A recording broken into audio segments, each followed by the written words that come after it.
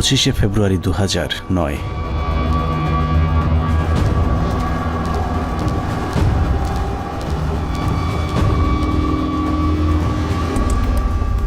মহাজোট সরকার ক্ষমতায় আসার মাস দেড়েকের মাথায় বর্বরতম এক হত্যাকাণ্ডের মাধ্যমে ভেঙে দেয়া হয় সীমান্তে উঁচু করে যারা শত্রুর সামনে প্রাচীর হয়ে থাকত তাদের মেরুদণ্ড। বিডিআর সেনাবাহিনীর সমন্বয়ে গঠিত সুশৃঙ্খল একটি বাহিনীর মগজে বিষ বাষ্প ঢুকে উস্কে দেওয়া হয় হিংসা আর প্রতিশোধের আগুন। সেই আগুনেই পুড়েছে বিশ্বাস, আস্থা আর ভালোবাসায় তৈরি করা সাজানো গোছানো এক সুখের ঘর।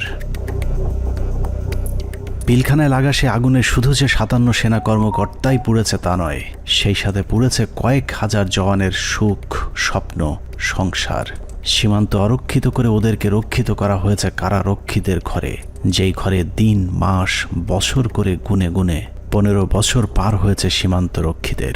সেই থেকে ওপারের শত্রু যখন খুশি এপারে এসেছে কেউ তাদের বাধা দেয়নি, কারণ ওরাই ছিল আমাদের 1,44,000 বর্গ কিলোমিটার মানচিত্রের সীমানা প্রাচীর, যেই প্রাচীরে ক্ষত ধরিয়েই আমাদের মানচিত্রকে বিক্ষত করা হয়েছিল গেল 15টি বছর।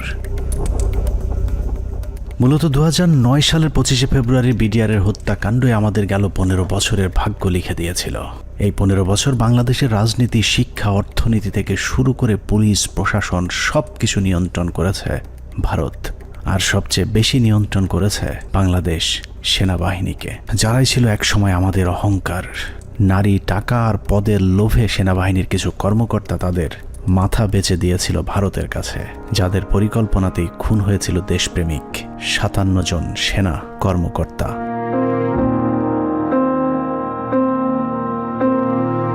পঁচিশে ফেব্রুয়ারি পিলখানায় আসলে কি ঘটেছিল, কেন ঘটেছিল, সেই ঘটনার পরে কি ঘটেছিল, কিংবা এখন আসলে কি ঘটছে তা নিয়ে আমাদেরকে যতটুকু জানানো হয়েছে তার চেয়েও অনেক বেশি আমাদের থেকে গোপন করে রাখা হয়েছে। ঘটনার শুরু থেকে শেষ পর্যন্ত আমরা যতটুকু জেনেছি তার পুরোটাই পিলখানার মূল ঘটনার বিকৃত এক রূপ, যেখানে সত্যের কোনো বালাই নেই। হাসিনা সবকিছু জানতো।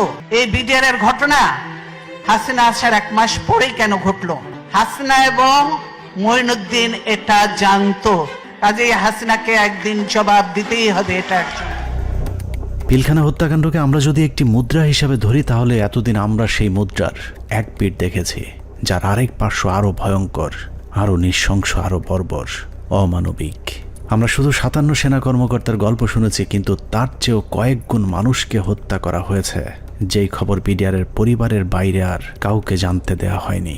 পিলখানা হত্যাকাণ্ডের মামলায় রাজসাক্ষী না হওয়ার জন্য বীর মুক্তিযোদ্ধা ডিএডি আব্দুর রহিম সাহেবকে জেলখানায় নিয়ে নির্মমভাবে ইনজেকশন পোস্ট করে তাকে শহীদ করা হয়। আনুমানিক 28 তারিখ সন্ধ্যার দিকে ওনার ভাইয়ের মানে মেজর ইনাম সাহেবের নির্দেশে আব্বু পিলখানায় আবার জয়েন করে। সন্ধ্যার সময় জয়েন করার সঙ্গে সঙ্গে কিছু আর্মি সদস্যরা আব্বুকে আলাদা করে লোকচক্ষুর আড়ালে নিয়ে যায়। সন্ধ্যা ঘনিয়ে আসার পরে একটা গাড়িতে করে চোখ বেঁধে হাত বেঁধে ঢাকা ক্যান্টনমেন্টের দিকে নিয়ে যায় এবং ডিজিএফআই সেলে নিয়ে যায়। আব্বু তাদের কথাবার্তাতে বুঝতে পারে যে আব্বু ডিজিএফআই সেলে আছে। ওখানে সম্ভবত একটা 12 নম্বর কোনো একটা রুমে আব্বুকে 10 থেকে 12 দিন রাখা হয় এবং অমানবিক নির্যাতন করা হয়। আপনার ইলেকট্রিক শক দেওয়া হয়, লিঙ্গে বাড়ি দেওয়া হয়, মানে অসহনীয় কষ্ট তাদেরকে সহ্য করতে হয়। ড্রিল মেশিন দিয়ে পা ছিদ্র করে, তারপর আপনার পেরেক দিয়ে হাতের পায়ে নখ উপড়িয়ে ফেলে। 2009 সালে পিলখানায় যে হত্যাকাণ্ড শুরু হয়েছিল সেই হত্যাকাণ্ড এখনও শেষ হয়নি। 25 থেকে 27 তারিখ পর্যন্ত ভাড়াটে খুনিদের দিয়ে সেনা কর্মকর্তাদের খুন করা হয়েছে, আর 27 তারিখের পর থেকে সেনাবাহিনীর ঊর্ধ্বতন কর্মকর্তারা নিজেরাই খুনের কাজ চালিয়ে গিয়েছেন। ঘটনার পর জিজ্ঞাসাবাদের নামে বিডিআরের 167 জন জওয়ানকে নিজেদের হাতে হত্যা করেছে আমাদের গর্বের সেনাবাহিনী। এমনকি সেনাবাহিনী শিখিয়ে দেওয়া সাক্ষ্য দিতে চায়নি বলে পিলখানার জামে মসজিদের ইমামকে পর্যন্ত নির্মমভাবে হত্যা করা হয়েছে, যিনি ঘটনার শুরু থেকে শেষ পর্যন্ত নিজ চোখে প্রকৃত খুনিদেরকে দেখেছিলেন। এসব তো আমাদের সৈনিকরা করবে না, কখনোই আমাদের সৈনিকরা অফিসারের উপরে আক্রমণ করবে না। যেভাবে গুলি করতে করতে ভিতরে ঢুকে গেছে, আর একজন হিন্দিতে কথা বলে, ইংলিশে কথা বলে, কমেন্ট করে ওদেরকে। পিলখানার ঘটনার বেশিরভাগ তথ্য উপাত্ত আলামত নষ্ট করে দেওয়া হয়েছে। তারপরেও চূড়ান্ত ঝুঁকি নিয়ে দেশপ্রেমিক কয়েকজন সেনা কর্মকর্তা অত্যন্ত গোপনীয়ভাবে কিছু গুরুত্বপূর্ণ তথ্য প্রমাণ নিজেদের সংগ্রহে রেখেছিলেন। বিডিআর হত্যাকাণ্ডের দিন বেঁচে যাওয়া কিংবা পিলখানার বাইরে থেকে বারবার ভেতরে ঢুকে অফিসারদের জীবন বাঁচানোর চেষ্টা করা, অথবা যারা ঘটনার সুষ্ঠু তদন্তের ব্যবস্থা করতে চেয়েছিলেন, এরকম একদল সেনা কর্মকর্তার সহায়তায় আমাদের আজকের অনুসন্ধানটি করা হয়েছে।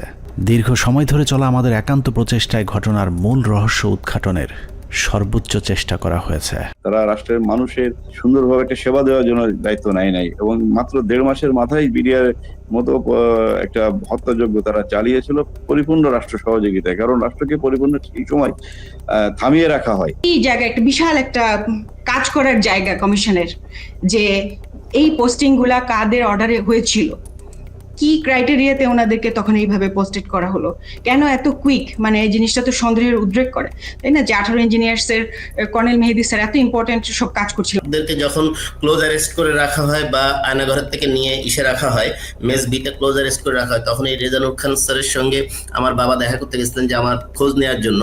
তখন উনি বলেন যে আপনার ছেলে মানে বাংলাদেশের সবচেয়ে বড় সন্ত্রাসী, তার কথা একদম ভুলে যান। পিলখানায় আসার আগের 2 বছর 3 বছর তারা আসলে কি করছিল, কোথায় তাদের পোস্টিং ছিল, তারা কাদের সাথে মেলামেশা করছে। আমাদের অনুসন্ধানে সহায়তাকারী এসব অফিসারদের সকলে বিডিআর হত্যাকাণ্ডের ঘটনায় নির্যাতনের শিকার।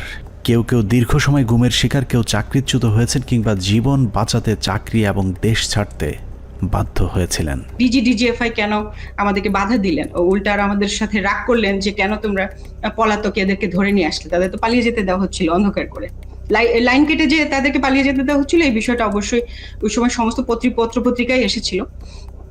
আর 3 নাম্বার হচ্ছে যে এই যে এরা যে মানে বললো যে এরা ঠিক জানে না কে তাদের কমান্ড করছে, এই যে জিনিসটা সবার মুখ ঢাকা ছিল। সো কে কাকে কমান্ড করছে এটা তো চেহারা, যেমন আমার সৈনিক কিন্তু সবাইকে চিনে একটা ইউনিটের, আমি সবাইকে চিনি যে আমাকে অমুক স্যার এটা বলেছে। একে তো ওখানে হচ্ছে প্যারেড উপলক্ষে বিভিন্ন ইউনিটের সৈনিকরা এসেছিল, সবার মুখ ছিল বাধা, এই জন্য ওরা জানতো না যে কার কমান্ডে তারা কাজ করছে। সেনাবাহিনীর মধ্যম সারির এসব সেনা কর্মকর্তাদের সংগ্রহে থাকা কিছু গোপন অডিও ভিডিও ছিল আমাদের অনুসন্ধানের মূল পুঁজি। স্পর্শকাতর এসব তথ্য উপাত্ত নিয়ে আমাদের আজকের অনুসন্ধান।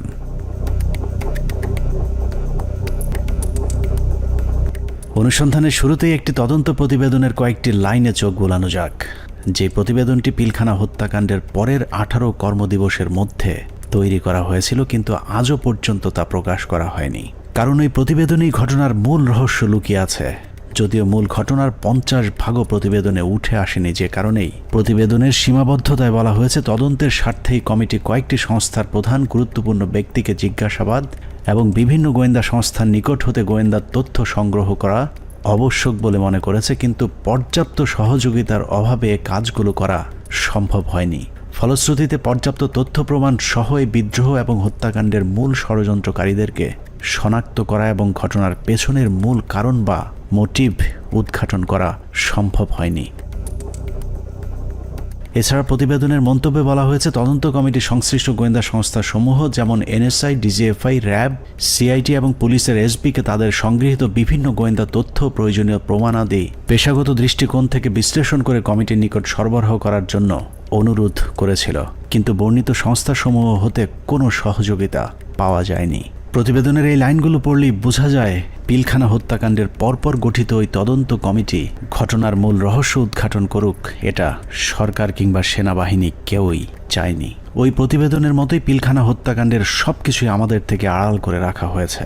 2009 সালের 25শে ফেব্রুয়ারি সকালে পিলখানায় দরবার শুরুর পর থেকে 26 তারিখ বিকেল 5টা পর্যন্ত সরকারের পক্ষ থেকে যা কিছু করা হয়েছে সবই জিম্মি হওয়া সেনা কর্মকর্তাদেরকে হত্যার উদ্দেশ্যে, কাউকে বাঁচানোর জন্য নয়। 25 তারিখ সকাল থেকেই তৎকালীন প্রধানমন্ত্রী শেখ হাসিনা, 3 বাহিনী প্রধান, ডিজিএফআই, এনএসআই প্রধান, সামরিক সচিব তারেক সিদ্দিকী সহ সকলেই সেনা কর্মকর্তাদের হত্যার মিশন সম্পূর্ণ করবার জন্যে শেখ হাসিনার তৎকালীন সরকারি বাসভবন যমুনায় অবস্থান করছিলেন। পিলখানার ঘটনায় বেঁচে আসা সেনা কর্মকর্তাদের একজন মোহাম্মদ জাহিদি আহসান হাবিব দরবার হলে গোলাগুলি শুরুর পর তিনিই প্রথম জেনারেল তারেক সিদ্দিকীকে ফোন করে বলেছিলেন তাদেরকে বাঁচানোর জন্য, কিন্তু তারেক সিদ্দিকী ফোন কেটে দেন। তারপর থেকে আর তারেক সিদ্দিকীকে টেলিফোনে পাওয়া যায়নি। আমাদেরকে যাতে সাহায্য করার জন্য, যাতে আর্মি যাতে আমাদেরকে হেল্প করে, তার জন্য আমি জেনারেল তারেককে আমি সাহায্য চেয়েছিলাম। আমি জেনারেল তারেকের সাথে জেনারেল শাকিলের কথা বলে দিয়েছিলাম আর্মিরা যাতে এখানে ইন্টারভেনশন করে, আর্মি যাতে পাঠায়, কিন্তু তারা কোনো আর্মি পাঠায়নি বা আমাদের কোনো সাহায্য করা হয়নি। পিলখানা থেকে বেঁচে ফেরা মেজর জায়েদের বক্তব্যের অনুরূপ তথ্য অপ্রকাশিত সেই প্রতিবেদনেও উঠে এসেছে, যেখানে বলা হয়েছে আনুমানিক সকাল 9:30 ঘটিকায় মহাপরিচালক বিডিআর স্বয়ং প্রধানমন্ত্রী, সেনাপ্রধান, মহাপরিচালক র্যাব এবং মহাপরিচালক ডিজিএফআই এর সাথে ফোনে কথা বলেন। এ সময় বিডিআরের ডিজি সুনির্দিষ্টভাবে তাদেরকে জানান 44 রাইফেলস ব্যাটালিয়ন বিদ্রোহ করেছে। এছাড়াও অবরুদ্ধ অন্যান্য সেনা কর্মকর্তাগণও তাদের মোবাইলে সাহায্যের জন্য বিভিন্ন স্থানে টেলিফোন করেন ও SMS পাঠান। আত্মীয় স্বজন, বন্ধু বান্ধব ও সহকর্মীদের তাদের অসহায়ত্বের খবর জানান। সাহায্য প্রত্যাশায় আটকে পড়া কর্মকর্তারা জানায় দরবার হল বিদ্রোহী জওয়ানদের নিয়ন্ত্রণে, আমরা বন্দী, আর কথা বলা যাচ্ছে না, দ্রুত ব্যবস্থা নিন, আর হয়তো দেখা হবে না, তুমি ভালো থেকো, আমার সন্তানদের যত্ন নিও, ইত্যাদি ইত্যাদি। প্রতিবেদনের এতটুকু অংশ পড়লে বোঝা যাচ্ছে যে সকাল 9:30টায় প্রধানমন্ত্রী, সেনাপ্রধান, র্যাব ডিজি এবং ডিজিএফআই, NSI সহ সকলেই বিডিআরের ডিজি মেজর জেনারেল শাকিল আহমেদের পরিণতি কি হতে যাচ্ছে তা জেনে গিয়েছিলেন। তারপরেও কোনো পদক্ষেপ নেওয়া হয়নি। সাথে প্রায় 1 প্লাটুন আমার র্যাব ছিল, আমার সাথে আরো 2-3 জন অফিসার ছিল। আমি মেজর রাজনের কথা বলেছি, মেজর রাজন অলথু আমার সাথে ছিল, আমার সাথে আরো 2-3 জন পুলিশ অফিসার ছিল। মেজর জুলকার তখন সম্ভবত সে ক্যাপ্টেন জুলকার ছিল, ক্যাপ্টেন ইয়াসির ছিল। আপনার ওইদিকে আমার 5 নম্বর গেটে মেজর আমিন ছিল, আমার টুয়াইসি বর্তমানে সে প্রবাসী। মেজর আমজাদ ছিল, আমার সঙ্গে ছিল আরো আপনার এসপি শহীদ ছিল, আমার অ্যাডজুটেন্ট খালিদ, ক্যাপ্টেন খালিদ ছিল। তো অসংখ্য অফিসার, প্রায় 7-8 জন আমার মিলিটারি এবং পুলিশ অফিসার সব মিলে প্রায় আমি মনে 7-8 আরো বেশি 10-12 জন আমরা 4 নম্বর 5 নম্বর গেটে ছিলাম। আমরা কিন্তু কমপ্লিটলি একটা অল্টারকেশনের ভিতরে ছিলাম। আমরা বারবার এই তৎকালীন আমি এডিজিকেই বেশি করে বলবো, কারণ এডিজি কর্নেল রেজানুর, আমি এখনো অবাক হচ্ছি যে এই ব্যক্তিটিকে কেন প্রশ্নের সম্মুখীন করা হয়নি। তখন কিন্তু সুযোগ ছিল তাকে প্রশ্ন করার, তখন করা হয়নি, কিন্তু এখনো কেন করা হচ্ছে না। এই ব্যক্তিটি কিন্তু আমাদেরকে বারবার বাধা দিয়েছে যে আমরা যেন ভিতরে প্রবেশ না করি। যে যমুনা ভবনের থেকে সে বারবার বলছিল এবং ফের রেফারেন্স দিচ্ছিল প্রাইম মিনিস্টারের, যে উনি বলেছেন একটা আলোচনা হবে, কেউ যেন আমরা এখানে বিডিআর গেটে কোনো ধরনের আক্রমণ না করি এবং ভিতরে ঢোকার চেষ্টা না করি। ততক্ষণে সেনাবাহিনী এবং র্যাবের বেশ কয়েকটি দল পিলখানার বিভিন্ন গেটে অবস্থান নিয়েছিল। ভেতরের পরিস্থিতি ক্রমেই নিয়ন্ত্রণের বাইরে চলে যাচ্ছে সেই খবর তাদের কাছেও পৌঁছেছিল, কিন্তু তাদেরকে পিলখানার ভেতরে অভিযান চালানোর পথে বাধা সৃষ্টি করে রেখেছিল সেই একই জায়গা থেকে। রেজাকে সেখানে কর্নেল রেজানুর খান, র্যাবের এডিজি, সে থামায় দেয় যে কোনোভাবে, সে ঢুকতে পারে নাই। সেটা কিন্তু আমি বলতেছি অ্যারাউন্ড 9 AM আমরা আসবার আগে, যেটা আমাকে রেজা, আমি ওখানে যাওয়ার পরে 10:30টার সময় রেজা আমাকে ব্রিফ করে যে স্যার এই অবস্থা, আপনারা কি ঢুকতে পারবেন? তখন আমি জেনারেল হাকিমকে বলি, উনি বললেন যে না, এখন ঢোকা যাবে না। CGS, chief of general staff, general Moeen তো তখন পতিতা হাসিনার কাছে বঙ্গভবনে বসে অপেক্ষা করতেছে আদেশ শুনবার জন্য, নিজে থেকে কোনো সেনাপ্রধান হিসেবে কোনো অর্ডার দেয় নাই। এখানে একটা জিনিস ক্লিয়ার করি, এই বিডিআর অপারেশনের সময় 3 জন, এটা তো আর্মির অ্যাকশন, এটা কোনো পলিটিক্যাল কোনো কিছু হওয়ার কথা না, 3 জনের কমান্ডের দায়িত্ব ছিল। একটা ছিল সেনাপ্রধান জেনারেল মইনু আহমেদ, সে যেহেতু হাসিনার সাথে বসে আছে গণভবনে, তখন কিন্তু যমুনায়, গণভবন না যমুনায় বসে আছে। আর তার বর্তমানে chief of general staff major general সিনাইব জামালি, তার আদেশ দেওয়ার কথা, হ্যাঁ ভিতরে ঢুকো। আর অন দ্য স্পট কমান্ডার একজন। এখানে আমরা অনেক অফিসার ছিলাম, কিন্তু সবাই কমান্ডার দায়িত্ব সেখানে পায় না। নিয়ম অনুযায়ী ব্রিগেডিয়ার জেনারেল হাকিমের অন দ্য স্পট কমান্ডার, 3 জনের একজনের কাছ থেকে যদি আমরা আদেশ পাইতাম, আমরা ভিতরে ঢুকতাম। অনুমতি দিচ্ছে করে চলতে থাকে কালক্ষেপণ। 9:30 থেকে শুরু করে 11টার মধ্যেই বেশিরভাগ অফিসারদের হত্যা করা হলেও কিছু কর্মকর্তা পালিয়ে যাবার কারণে হত্যার মিশন অসম্পূর্ণ থেকে যায়, যা শেষ করতে সময় লাগে পরদিন বিকেল 5টা পর্যন্ত। তবে দরবার হলের সামনের হত্যাকাণ্ড শেষে খুনিদের প্রথম দলকে বের করে দেওয়ার ব্যবস্থা করা হয়। 12:30 পিলখানার 3 নম্বর গেটের সামনে বিডিআরের পক্ষ থেকে শতাধিক মানুষের একটি মিছিল বের করা হয়। এসব মিছিল থেকে বিডিআর জওয়ানদের দাবি দেওয়ার প্রতি সমর্থন ব্যক্ত করে জয় বাংলা, জয় বিডিআর, বিডিআর জনতা ভাই ভাই ইত্যাদি স্লোগান দেওয়া হয়েছিল। জয় বাংলা মিছিল করা ওই দলটি ভেতরে ঢুকার কিছুক্ষণ পর বেরিয়ে আসে সংখ্যায় দ্বিগুণ হয়ে। ধারণা করা হয় ওই মিছিলের মাধ্যমেই খুনিদের একটি অংশকে ভেতর থেকে নিরাপদে বের করে দেওয়ার সুযোগ করে দেওয়া হয়। যেখানে আর্মির অপারেশন, আর্মির করবার কথা, সেখানে বিভিন্ন আওয়ামী লীগের পলিটিক্যাল লোকজন ভিতরে ঢুকতেছে যাইতেছে।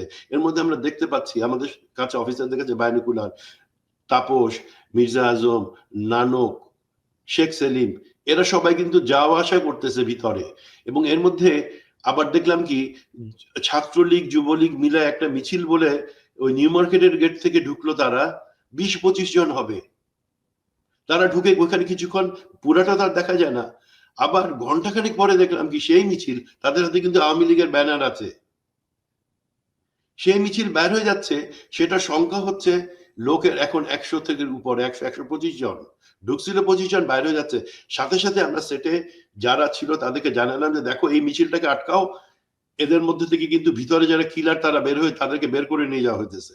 বিডিআর কমপ্লেক্স যে ভিতরে যত সৈনিকরা ছিল তখন সবাই জাগো বলে যে যেদিকে পারলো বাইরে বেরিয়ে চলে গেল। এটা হওয়ার কথা না। একটা ট্রেন সোলজার একটা এইভাবে পালিয়ে যেতে পারে না, যখন যতই গুলি হোক, কেননা তার কাছে কোনো অর্ডার আসেনি। এবং এই সময় কিছু অফিসারও কিন্তু পালিয়ে গিয়েছিল। তো আমাদেরকে বের করতে হবে হু অল অর, মানে ওই অফিসাররা কারা কারা। এই সময় পালানোর কথা না।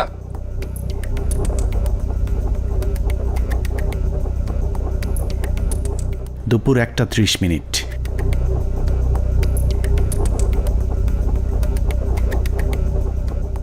খুনের প্রথম পর্ব শেষ হবার পর শুরু হয় দ্বিতীয় পর্ব। বেলা বাড়ার সাথে সাথে দরবার হলে নৃশংস হত্যাযজ্ঞের খবর ছড়িয়ে পড়ে পুরো পিলখানায়। এতে অধিকাংশ বিডিআর সদস্যরা আতঙ্কিত হয়ে পড়েন। বিডিআর সদস্যরা যেভাবে পেরেছে পালিয়ে যাওয়ার চেষ্টা করতে থাকে, কিন্তু বাকি অফিসারদের খুঁজে বের করে হত্যার জন্য সরকারের আরও কিছুটা সময় প্রয়োজন ছিল, যে কারণে বিডিআর জওয়ানদের চাঙ্গা করতে শুরু হয় সরকারের নতুন ষড়যন্ত্র। নাটকের এই পর্বে মঞ্চে আসে মুন্নি সাহা এবং জয় মামুন, যারাই প্রথম গুজব ছড়িয়ে দেন পিলখানায় অপারেশন ডাল ভাতের টাকা নিয়ে অসন্তোষের কারণেই বিডিআরের ডিজিকে জিম্মি করেছে বিডিআরের জওয়ানেরা। এর পরপরই সেনাবাহিনী নিয়ে নানা ধরনের উস্কানিমূলক তথ্য প্রচার করতে থাকে বিশেষ কয়েকটি গণমাধ্যম। অফিসারদের কি অবস্থা? অফিসার যারা ছিল দরবার হলে যারা ছিল তাদের কি অবস্থা? তারা অনেকে ভেঙে গেছে, অনেকে আমাদের জিম্মিতে আছে, তাদেরকে কিছু করা হয়নি। ওরা খুব ভালোভাবে জানে বিডিআর এর প্রতি কি অন্যায় অবিচার চলে। আপনাদের তো অনেক দিনের এটা ক্ষোভ, আজকে কেন? আজকে কোন পরিপ্রেক্ষিতে এটা করলেন? উনি বোঝেন না, উনি খালি আশা দেয়। এখন আমরা ওনাদেরকে আটক অবস্থায় রাখছি যাতে আমাদের দাবিগুলা মাননীয় প্রধানমন্ত্রী এবং স্বরাষ্ট্রমন্ত্রী আমাদের দাবি মানবেন। দেখছিলেন মুন্নি সাহার সঙ্গে বিশেষ। এ সময় নিজেদের লেখা বিভিন্ন ধরনের লিফলেট বিডিআরের নামে প্রচার করে গুজব ছড়াতে থাকে স্থানীয় আওয়ামী লীগের নেতাকর্মীরা। পিলখানার ভেতরেও ততক্ষণে বিডিআরের মাঝে ছড়িয়ে দেওয়া হয়েছে মিডিয়া এবং জনগণ আমাদের সাথে আছে। অপারেশন ডাল ভাতের টাকা মেরে খাওয়া সেনাবাহিনীর প্রতি এমনিতেই অনেকের ক্ষোভ ছিল, তার উপর সেনাবাহিনী যে কোনো সময় হামলা চালাতে পারে এমন গুজব ছড়িয়ে অস্ত্র হাতে তুলে দেওয়া হয় বিডিআরের সাধারণ জওয়ানদের হাতে। একদিকে আওয়ামী লীগের বিডিআরের পক্ষে মিছিল, অন্যদিকে গণমাধ্যমের উস্কানিতে হত্যাকাণ্ডে অংশ নেয়নি এমন অনেকেও দুপুরের পর বিদ্রোহী হয়ে ওঠে। জিনিসপত্রের দাম কারা বাড়াইছে শুনবেন? অরিজিনাল সেনা কর্মকর্তারা বিডিআর কে দিয়ে দাম বাড়াইছে। আস্তে আস্তে বর্ডার থেকে সমস্ত মাল নিয়ে আসতো, নিয়ে আসা স্ট্রোক করতো বিডিআর এর প্যারেড গ্রাউন্ডে। স্ট্রোক করে সেই মালগুলি দেশবাসী মাধ্যমে অনেক দিন পর সাপ্লাই করতো, যার কারণে অনেক দাম বেড়ে যেত জিনিসগুলির। যত ডাল ভাতের টাকা আছে সব মেরে খাইয়া ফেলেছে। ডাল ভাতের নামে তারা কোটি কোটি টাকা হাতিয়ে নিয়ে গেছে, কোটি টাকা হাতিয়ে নিয়ে গেছে ডাল ভাতের নামে। এরই মধ্যে গণভবনের নতুন ষড়যন্ত্রের অংশ হিসেবে আওয়ামী লীগ নেতা জাহাঙ্গীর কবির নানককে পিলখানার 4 নম্বর গেটে পাঠানো হয়। পিলখানার চারপাশের এলাকা থেকে বাড়িঘর ফেলে মানুষ যখন সরে যাচ্ছিলেন, তখন বীর দর্পে 4 নম্বর গেটের দিকে এগিয়ে যান আওয়ামী লীগের তৎকালীন এলজিআরডি প্রতিমন্ত্রী জাহাঙ্গীর কবির নানক, ফজলে নূর তাপস এবং হুইপ মির্জা আজম। অন্যদিকে প্রস্তুত ছিলেন সাংসদ মাহবুবারা গিনি এবং ওয়ারেসাত হোসেন সহ আওয়ামী লীগের বেশ কয়েকজন নেতাকর্মী। একজন মহিলা এমপি, তো মহিলা এমপিকে কাছে আসার পরে তখন আমি চিনতে পেরেছিলাম। তো আর ওনাদের দুজনকে তো আমি চিনি। তো ওনারা এসে পাশে দাঁড়ানোর পরে ফরজুল কারোর কাছে এসে মহিলারা জিজ্ঞেস করলেন যে আমি কি একটা সাদা পতাকা পেতে পারি? তো স্যার তখন পিছন দিকে ঘুরে তাকালেন, ঘুরে তাকিয়ে সৈনিককে জিজ্ঞেস করলেন যে তোমাদের কারোর কাছে কোনো সাদা পতাকা বা এরকম কোনো কিছু আছে কিনা। তো তৎপরবর্তীতে ওখান থেকে ওরকম সাদা পতাকার কোনো কিছু না পাওয়াতে উনি স্যার বললেন যে আমার কাছে একটা রুমাল আছে, এটাতে চলবে কিনা। উনি ওটা দিয়ে দিলেন। বাট ওনারা এই সময় স্যার কিন্তু ওনাদেরকে জিজ্ঞেস করলেন যে আপনারা যে এখান দিয়ে যাবেন তো ওখান থেকে গুলি হচ্ছে, তো তখন ওই মহিলা এমপি গিনি বলেছিলেন যে না আমাদেরকে গুলি করবেন বা গুলি আসবেন আমাদের দিকে, আপনি এটা নিয়ে চিন্তা করবেন। তো এই জিনিসগুলো কিন্তু কিছু সিগনিফিকেন্ট জিনিস, তখন এগুলো অর্থ বুঝি নাই যে ওনারা এইভাবে এত কনফিডেন্ট, বাট এগুলো যেমন পরবর্তীতে জীবনে আসার পরে আমি বুঝতে পেরেছি যে আচ্ছা এইটার মানে তাহলে এই জিনিসটা দাঁড়ায়। আওয়ামী লীগের ওই প্রতিনিধি দলকে পেয়ে বিডিআর সদস্যরা মনে করেছিল তারা হয়তো বিডিআরকে বাঁচাতেই এসেছিল, কিন্তু এটাই ছিল বিডিআরের জন্য সবচেয়ে ভয়ঙ্কর ফাঁদ, যেই ফাঁদে পা দেয় পিলখানা হত্যাকাণ্ডের পুরো দায় বিডিআরের উপর চলে আসে। পিলখানা 4 নম্বর গেটে যখন নানক আজমদের নেতৃত্বে আওয়ামী লীগের একটা দল পিলখানার ভেতরে পৌঁছায়, তখন বিডিআরের পোশাক পরা কিছু লোক তাদের সাথে বেশ কিছুক্ষণ কথাবার্তা বলেন। তাদের মধ্যে কি কথা হয়েছে সেটা জানা না গেলেও এর পরপরই বিডিআরের কয়েকজন ব্যক্তিকে সামনে নিয়ে আসা হয় যাদের নাম এর আগে কখনো শোনা যায়নি। তাদের মধ্যে একজন ডিএডি তৌহিদ, যাকে আমরা পিলখানা হত্যাকাণ্ডের কথিত মূল হোতা হিসেবে এতদিন ধরে জেনে এসেছি। নানক আজমদের সাথে বৈঠক করা ওই দলটি ডিএডি তৌহিদ সহ কয়েকজন ডিএডিকে খুঁজতে থাকেন। বিডিআরের পোশাক পরা ওই দলটি ডিএডি তৌহিদের পিলখানার বাসায় গিয়ে তৌহিদের সন্ধান চেয়েছিলেন, কিন্তু বিডিআরের পোশাক পরা থাকলেও ডিএডি তৌহিদ সেনাবাহিনী নাকি বিডিআরের কর্মকর্তা সেটাও তারা জানতেন না। আমার বাসার সামনে নেম প্লেট ছিল তৌহিদ লেখা, জিজ্ঞেস করতেছে যে তৌহিদ উনি কি বিডিআর না আর্মির? আমি বলছি উনি বিডিআর এর র্যাঙ্ক কি? ডিএডি কি আর্মির না বিডিআর এর? মানে ওনারা এটাও চিনে না যে ডিএডি র্যাঙ্ক আর্মি বিডিআর এ হয়, বুঝেন? তাহলে ডিএডি তৌহিদের পরিবারকে ভয়ভীতি দেখিয়ে তার অবস্থান জানা হয়। এরপরই প্রথমবারের মতো দৃশ্যপটে আসেন ডিএডি তৌহিদ, ডিএডি আব্দুর রহিম সহ বেশ কয়েকজন বিডিআরের সৈনিক, যাদেরকে বিডিআর বিদ্রোহের নেতা পরিচয় দিয়ে নিয়ে যাওয়া হয় প্রধানমন্ত্রীর সাথে বৈঠকে। বেলা 3:40 বিডিআরের 14 দলের একটি প্রতিনিধি দল শেখ হাসিনার বাসভবন যমুনায় প্রবেশ করেন। পিলখানা হত্যাকাণ্ড নিয়ে করা গোপন সেই প্রতিবেদনে উল্লেখ করা হয়েছে বিডিআরের ওই প্রতিনিধি দলটি যমুনায় শেখ হাসিনার সাথে বৈঠকের সময় সেখানে আর কাউকে থাকতে দেওয়া হয়নি। অর্থাৎ পিলখানার ভেতরে সেনা কর্মকর্তাদের ভাগ্যে কি ঘটেছিল সেই খবর একমাত্র শেখ হাসিনাকেই জানানো হয়েছিল। যমুনায় বৈঠক শেষে বিডিআরের প্রতিনিধি দল গেটের বাইরে আসার পর অপেক্ষমান সাংবাদিকদের সাথে কথা বলেন। সেখানে নানান প্রশ্নের জবাব দেওয়ার পর ভেতরে কতজন শহীদ হয়েছেন সেটা নিয়ে জিজ্ঞেস করতেই ডিএডি তৌহিদকে সেখান থেকে সরিয়ে নিয়ে যায় জাহাঙ্গীর কবির নানক।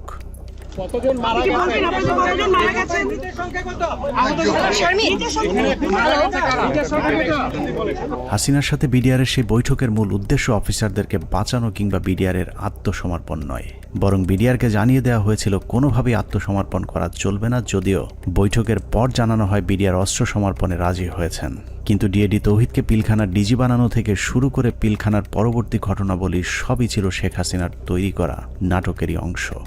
মাননীয় প্রধানমন্ত্রী তাদের আবেদনের পরিপ্রেক্ষিতে, বিডিআর সদস্য ভাইদের আবেদনের পরিপ্রেক্ষিতে আজকের ঘটনার সাধারণ ক্ষমা ঘোষণা করেছেন। সে বৈঠকের পর রহস্যজনক একটি বিষয় লক্ষ্য করা যায়। শেখ হাসিনা বিডিআরের প্রতিনিধি দলের সাথে বৈঠকে পিলখানায় আটকে পড়া নারী ও শিশুদের মুক্তির দাবি করলেও জিম্মি থাকা সেনা কর্মকর্তাদের মুক্তির বিষয়ে কোনো কথা বলেননি।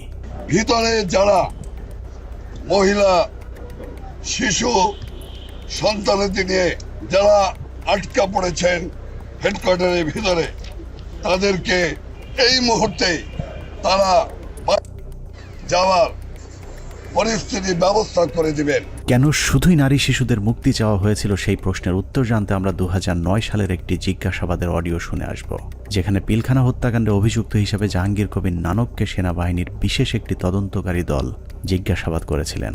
যদিও সেই অনুসন্ধান আর চলতে দেওয়া হয়নি, তারপরেও সেদিনের জিজ্ঞাসাবাদে কি কথা হয়েছিল তার পুরো ক্যাসেটটি সেনাবাহিনীর একটি সূত্র আমাদের কাছে পাঠিয়েছে।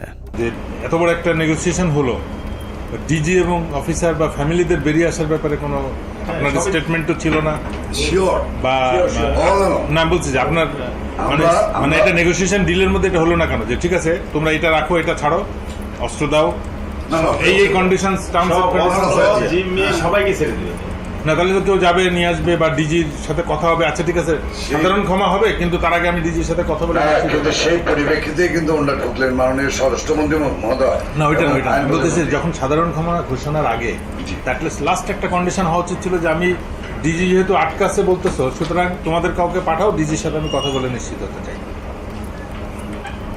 মানে তখন কিন্তু অলরেডি দেশের 16 কোটি মানুষ কোনো না কোনোভাবে আন্দাজ করে ফেলছে যে ডিজি মারা গেছে 4টার সময় প্রাইম মিনিস্টার অফিসে যখন আলাপ হয়। তা এই আলাপের মধ্যে ডিজির মৃত্যুর বিষয়টা আসলো না কি করে, বা অল ইন্টেলিজেন্স সোর্সেস মিস করলো কি করে, যে আপনার কোনো প্রেস ব্রিফিংয়েও এটা আসলো না অফিসার বা তার ফ্যামিলি? সরি, আসছে। আমি এই যে বিষয়টা আমার কাছে আপনার প্রেস ব্রিফিংয়ে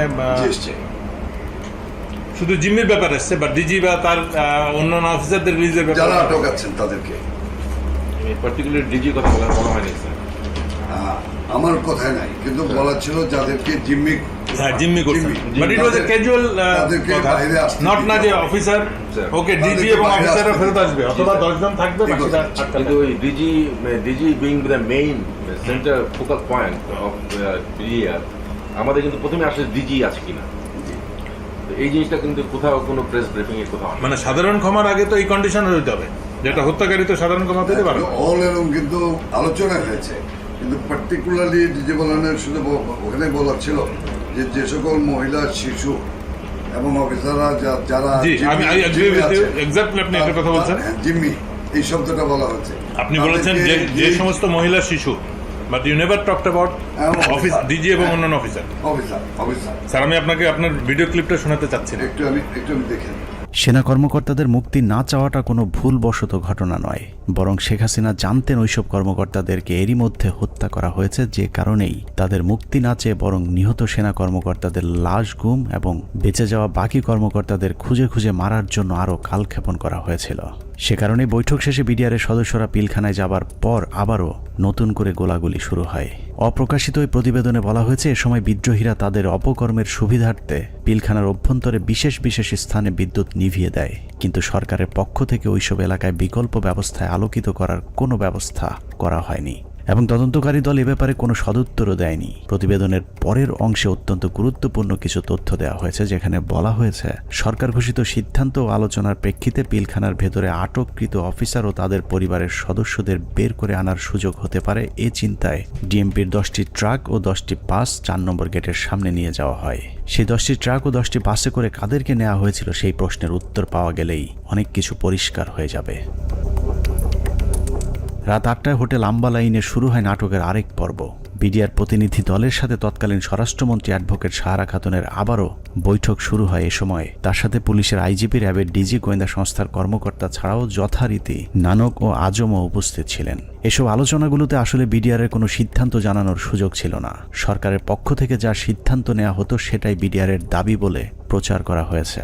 ওই মিটিং শেষে গণমাধ্যমকে আবারও জানানো হয় বিডিআর অস্ত্র সমর্পণে রাজি হয়েছেন, তবে সেনাবাহিনীর কাছে নয়, তারা পুলিশের কাছে অস্ত্র সমর্পণ করবেন। কথা মতো রাত 1টায় স্বরাষ্ট্রমন্ত্রী সাহারা খাতুন, আইন প্রতিমন্ত্রী অ্যাডভোকেট কামরুল ইসলাম এবং পুলিশের মহাপরিদর্শক সহ আওয়ামী লীগের কয়েকজন নেতাকর্মী একটি বিশেষ গাড়ি যোগে পিলখানার ভেতরে প্রবেশ করেন।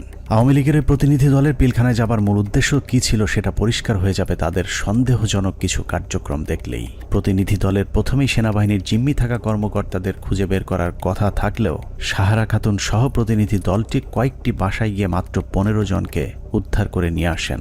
অথচ সেনাবাহিনীর কর্মকর্তারা কোথায় আছেন, তাদের পরিবারের কি পরিণতি হয়েছে, এ ব্যাপারে কোনো আগ্রহ দেখায়নি আওয়ামী লীগের ওই প্রতিনিধি দলটি। গণমাধ্যম যেন এ বিষয়ে কোনো প্রশ্ন তুলতে না পারে সেজন্যও শুধুমাত্র বিটিভির একজন পরীক্ষিত আওয়ামী সাংবাদিককে পিলখানার ভেতরে নিয়ে যাওয়া হয়, যার নাম মুশফিকা নাজনীন, যিনি মুন্নী শাহর ঘনিষ্ঠ বান্ধবী। 25 তারিখ থেকে পরবর্তী কয়েকদিনের সব অপকর্মের সাক্ষী সাংবাদিক মুশফিকা নাজনীনকে জিজ্ঞাসাবাদ করলে ওই রাতের অনেক প্রশ্নের উত্তর পাওয়া যাবে। সেই রাতে সবচেয়ে রহস্যজনক ঘটনা হলো, হোটেল আম্বালায় বৈঠক শেষে সাংবাদিকদের জানানো হয়েছিল বিডিআর সেনাবাহিনীর পরিবর্তে পুলিশের কাছে অস্ত্র সমর্পণে রাজি হয়েছে। অথচ সরকারের প্রতিনিধি দলটি 10,000 বিডিআরের অস্ত্র জমা নিতে পিলখানায় আইজিপি ছাড়া কোনো পুলিশ সদস্য তাদের সাথে নেয়নি। ভেতরে কেন পুলিশ নিয়ে যাওয়া হয়নি সেই বিষয়টি জানতে 2009 সালের 27 ফেব্রুয়ারি অ্যাডভোকেট কামরুল ইসলামকে জিজ্ঞাসাবাদ করেছিল তদন্তকারী দল। সেই রেকর্ডের একটি কপি আমাদের অনুসন্ধানে উঠে এসেছে। কোর্টের থেকে যখন বেরিয়ে আসেন মাননীয় স্বরাষ্ট্রমন্ত্রী বলেন যে ঠিক আছে আপনারা জমা দিতে থাকেন, আমরা যাই। না জমা রাখার পরে যেটা উনি বাইরে এসেও মিডিয়াকে বলেছিলেন, হ্যাঁ ওনারা জমা দিচ্ছেন, আমি চলে আসছি। হ্যাঁ এইটাই মনে হয় চাবি নিছে না দিছে, সকাল পর্যন্ত তারা সব জমা করে দেবে, সকাল পর্যন্ত তারা সব জমা করে দেবে। আমাদের 8টা সাড়ে 8টার মধ্যে আমরা আবার পুলিশের হ্যান্ড ওভার করে দেবে পিটিআর। এটাই কিন্তু ফাইনাল কথা আমাদের সাথে। সেই অনুযায়ী সকালে আমরা গেছি ওখানে। মানে পুলিশকে হ্যান্ড ওভার করবে, কিন্তু কোনো পুলিশ যায়নি ভিতরে। সকালে তো পুলিশ সকালে তো আবার না বলছি যে না, রাত্রে যে হ্যান্ড ওভার হলো, রাত্রে তো পুলিশের কাছে যায় নাই অস্ত্র, সুতরাং তাদের কাছে ছিল, তাদের কাছে রয়ে গেল। যাই হোক পুরো ঘটনাটা যে পরিকল্পিত সেটা বিটিভির ধারণ করা ওই ফুটেজ দেখলেই বোঝা যাবে। বিডিআরের সকল সদস্যের অস্ত্র সমর্পণ করার কথা থাকলেও হাতে গোনা কয়েকজন তাদের অস্ত্র জমা দেয়। ছোট একটি টেবিলের উপর যখন বিডিআর সদস্যরা অস্ত্র জমা দিচ্ছিল, ঠিক একই সময়ে অন্য বিডিআর সদস্যরা অস্ত্র হাতে নিয়ে বীরের মতো পাশে হাঁটাহাঁটি করছিলেন। ঘটনার এখানেই শেষ নয়। অস্ত্র সমর্পণের নাটক শেষে যারা অস্ত্র জমা দিয়েছিলেন তারাই আবার জমা দেওয়া অস্ত্রগুলো হাতে তুলে নিচ্ছিলেন। বিটিভির ক্যামেরাম্যান হয়তো ভুলক্রমে নাটকের বাইরের ওই দৃশ্য ধারণ করে ফেলেছিলেন। 25 তারিখ রাত যতই গভীর হয়েছে, সরকারের ষড়যন্ত্র ততই দিনের মতো পরিষ্কার হতে থাকে। সরকারের পরিকল্পনায় রাতে বিডিআরের আত্মসমর্পণের দাবি করে পিলখানায় ঢোকা সরকারি প্রতিনিধি দল ভোর 4:10 বেরিয়ে আসে নিজেদের বাছাই করা মাত্র 15 জন জিম্মিকে উদ্ধার করে।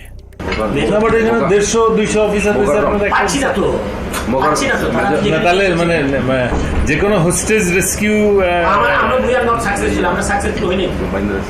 মানে যে কোনো হোস্টেজ রেস্কিউ অপারেশনে প্রথম তো আমার হোস্টেজের কে কে আছে, অফিসার এবং তার পরিবার, কয়জন অফিসারকে আমার সাথে আনলাম, কয়জন প্লাস হোস্টেজের মধ্যে সব থেকে বড় হোস্টেজ যেটা ডিজি এবং তার পরিবার, তাদের কেউই আসলো না। তাদের বেঁচে আছে না মরে গেছে তাও জানলাম না। তাহলে হোস্টেজ অপারেশন কি হবে? হোস্টেজ রেস্কিউ করতে যান, ইনসিডেন্টালি তখন নাটকের পর নাটক শেষে পরদিন সকাল শুরু হয় আরেক নাটকের মধ্য দিয়ে। 26 তারিখ সকাল 9টায় কৃষিমন্ত্রী মতিয়া চৌধুরী, জাহাঙ্গীর কবির নানক, জাতীয় পার্টির চেয়ারম্যান হোসেন মোহাম্মদ এরশাদ, আইন প্রতিমন্ত্রী কামরুল ইসলাম এবং ব্যারিস্টার তাপস আবারও পিলখানার 4 নম্বর গেটে উপস্থিত হন। ওদিকে 3 নম্বর গেটে আওয়ামী লীগের 200-300 নেতাকর্মী উপস্থিত হয়ে আবারও বিডিআরের পক্ষে স্লোগান দিতে থাকেন। এক পর্যায়ে মিছিলটি পিলখানার ভেতরে ঢুকে যায়। তবে ভেতরে যে কজন ঢুকেছিলেন তার চেয়ে কয়েক গুণ বেশি লোকজন নিয়ে পিলখানা থেকে কিছুক্ষণ পরে বেরিয়ে আসে আওয়ামী লীগের ওই মিছিলটি। 27 তারিখ তো 26 তারিখে একটা মাইক্রোবাসে করে বাইরের যে লোকেরা ভেতরে ঢুকেছিল তারা বের হয়ে যায়। 26 তারিখ দুপুর 2:30 12 সদস্যের মহাজোট মধ্যস্থকারী কমিটি গঠন করা হয়। আওয়ামী লীগ নেতা আব্দুল জলিলের নেতৃত্বে এই কমিটি আবারও হোটেল আম্বালাইনে বিডিআরের সাথে লোক দেখানো বৈঠক করেন। বৈঠক শেষে স্বরাষ্ট্রমন্ত্রী সাহারা খাতুন, জাহাঙ্গীর কবির নানক এবং মির্জা আজম আবারও 4 নম্বর গেট দিয়ে পিলখানায় প্রবেশ করেন। বিকেল 5টায় শেষবারের মতো আবারও ঘোষণা দেওয়া হয় বিডিআর অস্ত্র সমর্পণ করবে। মজার বিষয় হলো বিডিআর এবার আর পুলিশ কিংবা সেনাবাহিনীর কাছে অস্ত্র জমা দেওয়ার কোনো শর্ত দেয়নি। তবে শর্ত না থাকলেও পুলিশের মাধ্যমে পিলখানার নিয়ন্ত্রণ নেয় সরকার। এর পরপরই শেখ হাসিনা জাতির উদ্দেশ্যে ভাষণে বলেন, পরিস্থিতি এখন সম্পূর্ণ সরকারের নিয়ন্ত্রণে। নানা ধরনের গুজব ছড়িয়ে পরিস্থিতিকে ঘোলাটে করার চেষ্টাও মহল বিশেষ করছে, সে বিষয়েও সকলকে সজাগ থাকার আমি অনুরোধ জানাই। 27 তারিখ বাংলাদেশের মানুষের ঘুম ভেঙেছে ইতিহাসের নারকীয় এক হত্যাকাণ্ডের সাক্ষী হয়ে। শোকে বিহ্বল জাতির মেধাবী 57 কর্মকর্তার ক্ষত বিক্ষত এক একটি মরদেহ যেন গোটা জাতিকে দুমড়ে মুছছে। শোকে স্তব্ধকর পিলখানা ট্র্যাজেডির 33 ঘন্টা। পিলখানার ঘটনা নিয়ন্ত্রণে আনতে কেন 2 দিন সময় লাগলো? একজন অফিসারকেও জীবিত উদ্ধার না করলে সরকার এই 2 দিনে আসলে কি পদক্ষেপ নিয়েছিল সেটা জানতে আমরা পিলখানা হত্যাকাণ্ডের শেষ 1 ঘন্টার একটি ঘটনা দেখে আসব। 27 তারিখ বিকেল 5টায় বিডিআরের অস্ত্র সমর্পণের ঘণ্টাখানেক আগে শেখ তাপসের নেতৃত্বে একটি দল শেষবারের মতো মাইকিং করে জীবিত কেউ থাকলে বের হয়ে আসার অনুরোধ করেছিলেন। মাইকিং শুনে যেসব সেনা কর্মকর্তারা জীবন বাঁচাতে গাড়ির কাছে গিয়েছিলেন তাদের একজন ক্যাপ্টেন তানভীর, যার লাশ এখনো খুঁজে পাওয়া যায়নি। আমাদের হাতে আসা একজন সিপাহীর জিজ্ঞাসাবাদের একটি রেকর্ডে ক্যাপ্টেন তানভীর সম্পর্কে গুরুত্বপূর্ণ তথ্য পাওয়া গেছে। উনি হচ্ছেন আমাদের এমপি তাপস। তখন উনি আমার দিকে বড় বড় করে চোখ থেকে তাকালেন, এমপি তাপস।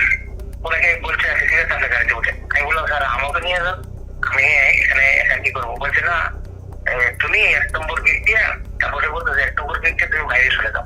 বুঝলে ওনাকে গাড়িতে উঠে এর মধ্যে তার স্যার আমার ঘাটে হাত রাখে একে বলে মনে তুমি কোনো চিন্তা করো না, তুমি বাসা চলে যাও। চলে গেলেন গাড়ি নিয়ে, আমি চলে আসলো। অনুসন্ধানে জানা যায় বিডিআর সৈনিকদের জিজ্ঞাসাবাদের সময় গোপনে রেকর্ড করা এই বক্তব্যটি সিপাহী মুহিতের, যিনি বিডিআর হত্যা মামলার 70 নম্বর আসামি। জিজ্ঞাসাবাদের সময় একজন সেনা কর্মকর্তার কাছে সিপাহী মুহিত ক্যাপ্টেন তানভীরের ভাগ্যে আসলে কি ঘটেছিল তার বিশদ বর্ণনা দিয়েছেন। কোনোভাবেই কিছু হয় না। উনি এখান থেকে ফোনে কথা বললেন, আমার মোবাইলে কথা বললেন 2বার। জায়গায় স্যার স্যার বললেন, আরেক জায়গায় চুরি করে কথা বললেন। তখন আমার মোবাইলেরও চার্জ নাই, মোবাইল বন্ধ হয়ে গেছে, আমিও কথা বলতে পারলাম না। আমি আরো স্যারের সাথে রাগারাগি করছি, স্যার আপনার জন্য আমিও আমার পরিবারের সাথে কথা বলতে পারলাম না। সিপাহী মুহিতের বক্তব্য অনুযায়ী ক্যাপ্টেন তানভীর সবশেষ তার স্ত্রীর সাথে মুহিতের মোবাইল ফোনে কথা বলেছেন এবং ফোনের চার্জ শেষ হয়ে যাবার পর লাইন কেটে যায়। ঘটনার সত্যতা জানতে আমরা তানভীরের স্ত্রীর সাথে কথা বলেছিলাম। তানভীরের স্ত্রীও ঠিক মুহিতের মতো একই বক্তব্য দিয়েছেন। ফোনে কথা বলতে বলতে কি ফোন কেটে গিয়েছিল, এরকম কিছু মনে করতে পারি? এরকম ফোন হয় কেটে গিয়েছিল বা কোনো আর সাউন্ড পরে শুনতে পাইনি। তার মানে সিপাহী মুহিত এবং তানভীরের স্ত্রী দুজনের বক্তব্যে এটা পরিষ্কার যে ক্যাপ্টেন তানভীরকে বিডিআর নয়, তাপস নিজেই হত্যা করেছে। অতএব তাপসই বলতে পারবে তানভীর কি জীবিত নাকি তাকে মেরে ফেলা হয়েছে।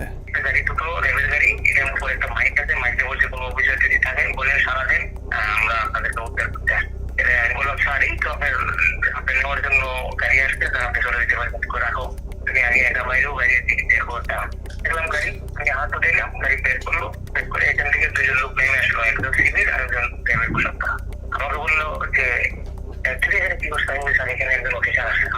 হ্যাঁ আসে, এটা আসলো, আসা করে জিজ্ঞেস করলো যে আপনি কে? উনি বলছেন যে আমি ক্যাপ্টেন তানভীর। উনি হচ্ছেন যে আমাদের এমপি তাপস। যে লোকটা, এই লোকটা হচ্ছে এমপি তাপস সাহেব। তখন উনি আমার দিকে বড় বড় করে চোখ থেকে তাকালেন এমপি তাপস। ওনাকে বলছে তাদের গাড়িতে উঠে। সূত্র জানিয়েছে মুহিতের জিজ্ঞাসাবাদের এই রেকর্ডটি সিআইডিতে থাকাকালীন সেনাবাহিনী এবং র্যাবের কয়েক দফা জিজ্ঞাসাবাদ শেষে মুহিতকে সিআইডিতে জিজ্ঞাসাবাদের সময় মুহিত বলেন, আমার কোনো দোষ নেই, আমার অপরাধ একটাই, তা হলো জিজ্ঞাসাবাদে আমি ক্যাপ্টেন তানভীরকে তাপসের গাড়িতে তুলে দেওয়ার কথা সেনাবাহিনীর কর্মকর্তাদেরকে জানিয়েছিলাম। কোনো একটি জিজ্ঞাসাবাদের সময় তাপস নিজে উপস্থিত থেকে মুহিতকে নির্যাতন করেছেন বলেও অভিযোগ করতে শোনা যায় সিপাহী মুহিতের ওই গোপন রেকর্ডে। তানভীর স্যারকে ফোন করেন, তানভীর স্যারে আমি তানভীর স্যারকে কথা দিচ্ছি, তানভীর স্যারকে তাপস স্যারের গাড়িতে উঠে দিচ্ছি, উনি যা বলতো তাই। উনি যদি আমি বলে যে আমি ওনাকে পাতাই না, তাহলে আমার মারি যান। তিনি বলছি তাপসের কথা, আমাকে এমন টিকাই দিল, দিয়ে আমাকে নিয়ে আবার সেলের ভিতরে রাখলো। রাখার পরে আবার লোক আসলো, তাপস সাহেব আসছে, তাপস সাহেবকে নিয়ে আসে। তারা এনে বলে স্যার ওই সামার কথা সবাই আপনার বলে আপনাকে তানভীরকে রেখে আপনি নিয়ে আসতেন, নিয়ে আসতেন। সে এমন জোরে থাপ্পড় মারলো আমাকে একটা, আমি একটা বাড়িতে বলে গেলাম। উঠাইলো, উঠাই বলছে তুই এই কথা আর কখনো যাতে তোর মুখ দিয়া না আসে। পিলখানা ট্র্যাজেডির ৩৩ ঘন্টা মূলত সেনাবাহিনীর যেসব অফিসার বেঁচে ছিলেন তাদেরকে খুঁজে খুঁজে মারার জন্যই কালক্ষেপণ করা হয়েছিল, যে অভিযানের শেষ হয় তানভীরকে গুম অথবা খুন করার মধ্য দিয়ে। বিএম এর ক্যারেট দিয়ে দিতে পারতো, 5 জন করে প্রত্যেক বছর এখানে দেওয়া যায়, সেটা যদি না দিতে পারতো তাহলে মেজর অফিসার তাদের দিতে পারতো। কিন্তু এরা তো জানে যে আমার অফিসার না, সে জানে যে এটা আর্মির অফিসার। আর্মি থেকে পার্মানেন্ট যদি চলে আসতো তাহলে সে জানতো এটা আমার অফিসার। কোন অবস্থায় মারতো না, মারতে গেলে নিজেদের মধ্যে যুদ্ধ লেগে যেত। পিলখানা ট্র্যাজেডি বলতে আমরা শুধুই 25 থেকে 27 ফেব্রুয়ারির হত্যাকাণ্ডকেই জানি, কিন্তু পিলখানার মূল ট্র্যাজেডির শুরু হয়েছিল বিডিআর অস্ত্র সমর্পণের পর। সিপাহী মুহিতের মতো যারাই মূল ঘটনা তুলে ধরতে চেয়েছিলেন তাদেরকেই ঠান্ডা মাথায় হত্যা করা হয়েছে। 2009 সালের মার্চের 3 তারিখ বিডিআরেরা কাজে যোগ দেওয়ার পর থেকে জিজ্ঞাসাবাদের নামে সেনাবাহিনী মোট 108 জন বিডিআর জওয়ানকে হত্যা করেছে।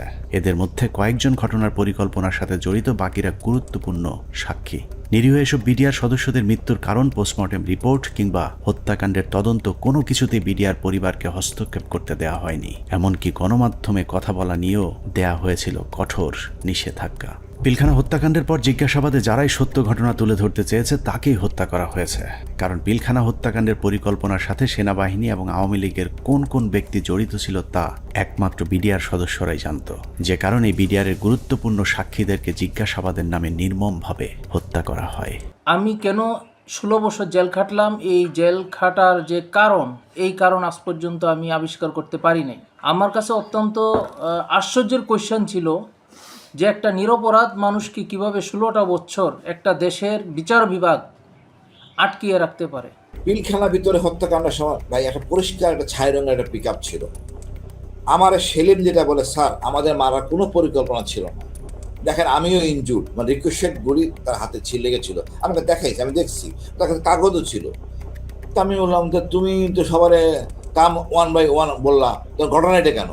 তো স্যার আমরা তো এর মধ্যে ছিলাম না, আমার কথা ছিল আমাদের পরিকল্পনা একরকম ছিল, এখানে এটা ছিল না। কিন্তু বাইরে থেকে একটা পিক আপ আসে, এই পিক আপ থেকে গুলি করে। তো সেখানে তো স্যার আমাকেও চিনে না, ওই ছাত্র এক লাইনে ছিল, তো গুলিটা ছাত্রের গায়ে লাগে, ওই গুলির একটা অংশ আমার গায়ে লাগে। এবং এইটা করে সম্পূর্ণ বহিরাগত। আমি বিশ্বাস করি এটা ভারত থেকে আসা, যাদেরকে পরে সুন্দর করে পার করে দেওয়া হয়। একটা অংশ চলে যায় গাড়িতে করে আসাদুজ্জামান নূর এলাকার ওই এলাকা দিয়ে, আরেকটা অংশ যায় বিমানে। এই অংশটাকে ফলো করে ডিজিএফআই, তাদেরকে ঢুকতে দেওয়া হয়নি এয়ারপোর্টে। এবং সেটা বের হয়ে যায় অ্যাম্বুলেন্সের মাধ্যমে, আঞ্জুমান মফিজের এই অ্যাম্বুলেন্সের মাধ্যমে চলে যায়। তো এটা সম্পূর্ণ বহিরাগত পরিকল্পনা। সহযোগিতা করে আমাদের কিছু সেনাবাহিনী অফিসার, ভিতরে ছিল কর্নেল শামস, তার ব্যাটালিয়নের সদস্য, আর বাইরে তো বললাম রেজানুর কাজ করে নাই। আর আমাদের শেখ হাসিনা যদি থাকে জড়িত, কি কি কাজ করবে, কাজ করতে পারে নাই। তবে আমি মনে করি দায়িত্ব পালনের অনীহা, এই কারণে সবাইকে আইনের আওতায় নিয়ে আসা উচিত। আমাদের দুর্ভাগ্য, মইনুল আমাদের সেনাপ্রধান ছিলেন, এটা আমাদের লজ্জা। পরবর্তীতে সেনাপ্রধান থাকেন যেন মুবিন, ইনিও এই অনাচার করে গেছেন। হত্যাকাণ্ডের সবচেয়ে গুরুত্বপূর্ণ সাক্ষী ছিলেন পিলখানা জামে মসজিদের পেশ ইমাম মাওলানা মোহাম্মদ সিদ্দিকুর রহমান। দরবার হলে সেদিন কি ঘটেছিল তার সবচেয়ে কাছ থেকে তিনিই দেখেছিলেন। সে ছিল মেন সাক্ষী।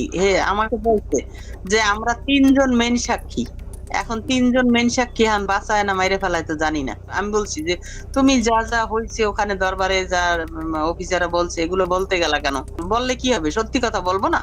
হাসিনা ইচ্ছে করে মারছে, বলবো না? আমি যদি মরে যাই মরে যাবো, তার অসুবিধা। পিলখানা জামে মসজিদের ইমাম সাহেব শুধু দরবার হল নয়, আরো অনেক কিছু সাক্ষী ছিলেন। ঘটনার কয়েক মাস আগে থেকেই শুক্রবার জুম্মার নামাজের শেষে যেসব গোপন মিটিংগুলো হতো, সেখানে বিডিআরের সৈনিকদের সাথে তাপস, নানক এবং আওয়ামী লীগ নেতা তোরাব আলী সহ অনেককে উপস্থিত থাকতে দেখেছিলেন মসজিদের ইমাম সিদ্দিকুর রহমান। এই ডিসেম্বর মাস থেকে প্রতি শুক্রবার আমাদের মসজিদে আসতো, আইসা নামাজ পড়ে তারপর বলতো কি, মুয়াজ্জিন সাহেব, ইমাম সাহেব আপনারা যান, মুয়াজ্জিন সাহেব আপনি পরে এসে একটু মসজিদ আটকাইয়েন, আমরা একটু কথা বলি। কিছু লোক নিয়া উনি মসজিদের মাঝখানে বসে কথা বলতো, 4 পাশে দরজা আটকাইয়া। তাই ওগুলো বাইরে থেকে শোনার কোনো কায়দা নেই, শোনা যেত না। এরকম প্রতি শুক্রবার করতো। ওই যে হাজী সেলিম নাকি ওনার নাম, আমাকে হুজুর যখন বাসায় আসছে দরবার হল থেকে, তারপরে মানে উনি ঘরে পায়চারি করে আর মানে পান খায় আর পাগলের মতো করতেছে যে এইসব কাহিনীর জন্য হয়েছে, এসব তো আমাদের সৈনিকরা করবে না, কখনোই আমাদের সৈনিকরা অফিসারের উপরে আক্রমণ করবে না। যেভাবে গুলি করতে করতে ভিতরে ঢুকে গেছে, আর একজন হিন্দিতে কথা বলে, ইংলিশে কথা বলে, কমেন্ট করে ওদেরকে। পিলখানা জামে মসজিদের পেশ ইমাম তার পরিবারকে জানিয়েছিলেন, দরবার হলে বিডিআরের একজন সৈনিক প্রথমে অস্ত্র ধরলেও প্রথম হত্যা করা হয় বিডিআরের একজন সৈনিককে, যে কারণেই সৈনিকেরা উত্তেজিত হয়ে উঠেছিলেন। তারপরেও বিডিআরের সৈনিকেরা কোনো অফিসারকে গুলি করেননি, বরং একটি আতঙ্কের পরিবেশ তৈরি করতে চেয়েছিলেন। কিন্তু হঠাৎ করেই কয়েকজন অজ্ঞাত মুখোশধারী দরবার হলে ঢুকে অফিসারদেরকে এলো পাতাড়ি গুলি করতে থাকেন। যারা আমাদের সৈনিক তারা কিন্তু উপরে গুলি করছে, তারা কিন্তু ভিতরে গুলি করেনি, গায়ে গুলি করেনি। তাদেরকে গুলি করার অর্ডার দিয়েছে একজন, মানে বলতেছে আমাদের বাসার সামনে থেকে যায় এক বাবুর্চি, হাতে একটা লাঠি। তখন আমার ছেলে আবার ওয়ালের উপর থেকে বলতেছে, আঙ্কেল আপনি লাঠি নিয়ে যান কেন? আমি যদি লাঠি না নিই না আমার নাকি মেরে ফেলবে। এখন এরা ভয়ে এরা অস্ত্র নিছে, কিন্তু এরা গুলি করে নেই। এরা কি করছে, ওই ছাদের দিকে গুলি করছে, উপরে গুলি করছে, এই করিডোরে ওরা বের হয়ে চলে গেছে। ঘটনার পর জিজ্ঞাসাবাদেও ইমাম সাহেব একই কথা বলেছিলেন, কিন্তু বহিরাগতদের হিন্দিতে কথা বলার বিষয়গুলো বাদ দিয়ে সরকারের লিখে দেওয়া সাক্ষী দেওয়ার জন্য ইমাম সাহেবকে চাপ দেওয়া হয়। কিন্তু ইমাম সাহেব সেই চাপে মিথ্যা সাক্ষী দিতে রাজি হননি, যে কারণে তার উপর শুরু হয় শারীরিক এবং মানসিক নির্যাতন। আমাকে স্টেটমেন্ট ওখানে চেঞ্জ করতে বলছে, আপনার স্টেটমেন্ট সবগুলো ডিলিট করে আমরা নতুন যেটা বলবো সেইটা আপনি দেবেন, সেই বয়ান রেকর্ড করব। এটার জন্য খুব চাপ দিয়েছে। চাপ দেওয়ার পর উনি বলছে যে আমি কোনোদিন এটা পাল্টাবো না, কারণ আমি যা চোখে দেখছি এবং আমি যা যা দেখছি, যা যা ঘটনা ঘটছে, এগুলো আমি বলবোই। এটা ছাড়া আমি মিথ্যা কথা বলতে পারবো না, সেটা আপনারা যা করেন। তখন তারা নিয়ে একটা সৈনিকের মানে লজ্জাস্থানে নাকি কারেন্ট দিয়ে শক দেয়, এইটা দেখাইছে তারে। উনি মানে আমি ওই সময় মানে অজ্ঞান হয়ে যাই, এরকম অবস্থা হয়ে গেছিল আমার। আমি মানুষ এরকম কিভাবে করে? তারপরেও ইমাম সাহেব কোনোভাবেই মিথ্যা বলতে রাজি না হয় 2009 সালের 12ই মার্চ জিজ্ঞাসাবাদের জন্য ডেকে নিয়ে যাওয়া হয় তাকে। সেদিনই ছিল তার জীবনের শেষ দিন। নিজের পায়ে হেঁটে যাওয়া মানুষটি পরদিন পরিবারের কাছে লাশ হয়ে ফিরে আসেন। বিডিআর এর 3টা থেকে 6টা পর্যন্ত কি চিকিৎসা হয়েছে এবং ঢাকা মেডিকেলেও যে কি চিকিৎসা হয়েছে আমরা তো কোনো চিকিৎসার কিছুই জানি না, এবং পোস্টমর্টম রিপোর্ট কি আসলো আসল রিপোর্ট, যে সেই রিপোর্টটা আমাদেরকে দিল না। পিলখানা জামে মসজিদের পেশিমা মাওলানা রফিকুল ইসলামের মৃত্যুর কারণ হিসাবে পরিবারকে জানানো হয়েছিল হার্ট অ্যাটাক। ইমাম সাহেবের মতো 3 তারিখের পর থেকে হঠাৎ করেই পিলখানা থেকে ধরে নিয়ে যাওয়া বিডিআর সদস্যদের হার্ট অ্যাটাক এবং আত্মহত্যার সংখ্যা বাড়তে থাকে, যা ছিল মূলত সেনাবাহিনীর বিডিআর সদস্যদেরকে হত্যার একটি কৌশল। আত্মহত্যার নামে সেনাবাহিনীর এরকম এক হত্যাকাণ্ডের শিকার দিনাজপুর সেক্টরের বিডিআরের নায়েক সুবেদার মোজাম্মেল হক। প্রায় 6 ফুট লম্বা একজন মানুষকে হত্যার পর লো হাইটের বাথরুমের সিলিংয়ে ঝুলিয়ে রেখে আত্মহত্যার গল্প সাজানো হয়। মেজর আসাদ স্যার মারা গিয়েছিলেন, লেফটেন্যান্ট কর্নেল কায়সার স্যার ওনার কিলারদেরকে আইডেন্টিফাই করা, তারপরে আমাদের খুব গুরুত্বপূর্ণ একজন ভালো মানুষ সেন্ট্রাল সুবেদার মেজর নুরুল ইসলাম, উনার হত্যাকাণ্ডে খুনে কারা ছিল, তারপরে মেজর সালাম। এ প্রসঙ্গে আরেকটা ইএমই ব্রাঞ্চ, যেটা ইএমই বিডিআর এর অংশ, তো ইএমইর যে ডিএডি কে জিজ্ঞাসাবাদ করা হয়, ওই জিজ্ঞাসাবাদের করে ওই বিকালবেলা ওই ইএমই ডিএডি কে আমরা ব্যারাকে ফেরত দিয়ে আসি। দিয়ে আসার পর কয়েক ঘন্টা পরে মনে হয় সন্ধ্যাবেলা আমরা খবর পেলাম যে আমি সেটে খুব শুনলাম যে ব্যারাকে একজন আত্মহত্যা করছে। পিলখানা হত্যাকাণ্ডের মাস 3 আগে থেকে যেসব মিটিংগুলো হতো, এরকম গোপন 2-1টি মিটিংয়ে উপস্থিত ছিলেন ডিএডি হাবিব। আওয়ামী লীগ নেতা এবং বিডিআরের কিছু সদস্যের গভীর ষড়যন্ত্র বুঝতে পেরে সে মিটিংয়ের গুরুত্বপূর্ণ কিছু আলোচনা গোপনে রেকর্ড করেছিলেন, যে কারণে পিলখানা হত্যা মামলায় ডিএডি হাবিবের গুরুত্বপূর্ণ জবানবন্দি পাওয়া যেত। কিন্তু জিজ্ঞাসাবাদের নামে তাকে 2009 সালে হত্যা করা হয়। তবে মৃত্যুর আগের জিজ্ঞাসাবাদের সময়কার একটি রেকর্ড আমরা আমাদের অনুসন্ধানে সংগ্রহ করেছি। এত নিরীহ লোক মারা যাচ্ছে, তো এই জন্যই আমার ওই লাগছে। আমার কাছে যারা এই কেসের হোতা তাদের আমার কাছে রেকর্ড আছে। কি রেকর্ড আছে? Mobile record. মোবাইল রেকর্ড কোথায়? আমার বাসা আছে। আমার স্ত্রীর কাছে একটা আছে, আর একটা আমার একজন লেখা আছে কয় তারিখ যেন এটা করা আছে। ডিএডি হাবিবের বাসার সেই ক্যাসেট হয়তো সেনাবাহিনী উদ্ধার করেছিল, কিন্তু আদালতে উপস্থাপন করা হয়নি, কারণ সেখানে আওয়ামী লীগ নেতাদের জড়িত থাকার সব প্রমাণ ছিল। রেকর্ডে লিখে রাখছি এই এতে সাহেবের যে কথোপকথনে কারা কারা জড়িত এর ভেতর। বেশ কিছু লোক আছে, যেমন এটা প্রথমে ছিল আগে এমপি সেলিমের কাছে। কোন সেলিম? এমপি শেখ সেলিম আগে। শেখ সেলিম? হ্যাঁ। আওয়ামী লীগের সাথে বিডিআরের ধারাবাহিক এসব গোপন মিটিং এর বিষয়টি জানার পর কিছু সৈনিক বিডিআরের নিজস্ব সিকিউরিটি ইউনিটকে জানিয়েছিল। ঘটনার 4 দিন আগে 21শে ফেব্রুয়ারি সিকিউরিটি ইউনিটের সিনিয়র জেসিও নায়েক সুবেদার রফিকুল ইসলাম বিডিআর সৈনিকদের কাছ থেকে প্রাপ্ত তথ্য ডিজিএফআই সহ ঊর্ধ্বতন সেনা গোয়েন্দা কর্তৃপক্ষকে জানিয়েছিলেন। তার সেই তথ্যের ভিত্তিতে কিছু পদক্ষেপও নেওয়া হয়েছিল, কিন্তু শেষ রক্ষা হয়নি। সুবেদার রফিকুল ইসলামকে প্রথমে ঘটনার গুরুত্বপূর্ণ সাক্ষী হিসেবে অন্তর্ভুক্ত করা হয়েছিল, কিন্তু হত্যাকাণ্ডে সেনাবাহিনীর সম্পৃক্ত থাকার বিষয়টি ধামাচাপা দিতে ঘটনার প্রায় 2 মাস পরে তাকে আটক করা হয়। কিন্তু মামলার প্রথম চার্জশিটে সুবেদার রফিকুল ইসলামের নাম না থাকা সত্ত্বেও সম্পূরক চার্জশিটের মাধ্যমে তাকে 12 নম্বর আসামি হিসেবে অন্তর্ভুক্ত করা হয়। নির্বাচনের উপলক্ষে তোরাবালি যেটা হাজারীবাগের আওয়ামী লীগের নেতা যে লিটনের বাবা, তার সঙ্গে আমাদের বিডিআর সদস্যরা মিটিং এ করে কিভাবে তাপস সাহেবকে নির্বাচনে জয়ী করা যায়। যদি নির্বাচনে জয়ী করে দিতে পারো তোমাদেরকে অনেক সুযোগ সুবিধা দেওয়া হবে। এর উপর বিশেষ করে আমাদের কিছু অসৎ সদস্য তাপসের বাসায় যায় এবং সেখানে তাপস তাদেরকে তার নির্বাচনী কাজকর্ম করার কথা বলে এবং তাদের যে সমস্ত তারা কিছু দাবি দেওয়া পেশ করে, সেই দাবি দেওয়া গুলা পুরা করা হবে বলে তাদেরকে আশ্বাস দেয়। আমি ঘটনা ঘটার 5 দিন পূর্বে 21 ফেব্রুয়ারি কর্তৃপক্ষকে জানাই আমার রিপোর্টের বিশেষ করিয়া পিলখানার সমস্ত ম্যাগাজিনে কোয়ার্টার এই কুতে অফিসার নিয়োগ দেওয়া হয় এবং বাহিরের যে সমস্ত গোয়েন্দারা ডিউটি করে। আমি পৃথিবীর ইতিহাসে নজির নাই যে কোনো ঘটনা ঘটার 5 দিন আগে রিপোর্ট দেয়। সেই রিপোর্ট আমি দিছি যে ঘটনা ঘটবে এবং কারা কারা জড়িত। সুবেদার রফিকুল ছিলেন বিডিআরের উজ্জ্বল এক নক্ষত্র। 2009 সালে তিনি অর্জন করেছিলেন শ্রেষ্ঠ ভিওপি কমান্ডার প্রথম পুরস্কার। এছাড়া অসামান্য এসিআর পুরস্কার ছাড়াও বাহিনীতে তার সুনাম ছিল সর্বজন স্বীকৃত। সীমান্তের অতন্দ্র এই প্রহরীকে মৃত্যুর মুখে ঠেলে দেওয়ার উদ্দেশ্যেই তার বিরুদ্ধে যাবজ্জীবন কারাদণ্ডের রায় দেওয়া হয়েছে। পিলখানা হত্যাকাণ্ডের আগে আওয়ামী লীগের যেসব গোপন মিটিং হয়েছিল, সেই মিটিংয়ে অংশ নিয়ে আরেকজন সিপাহী সেলিম রেজা।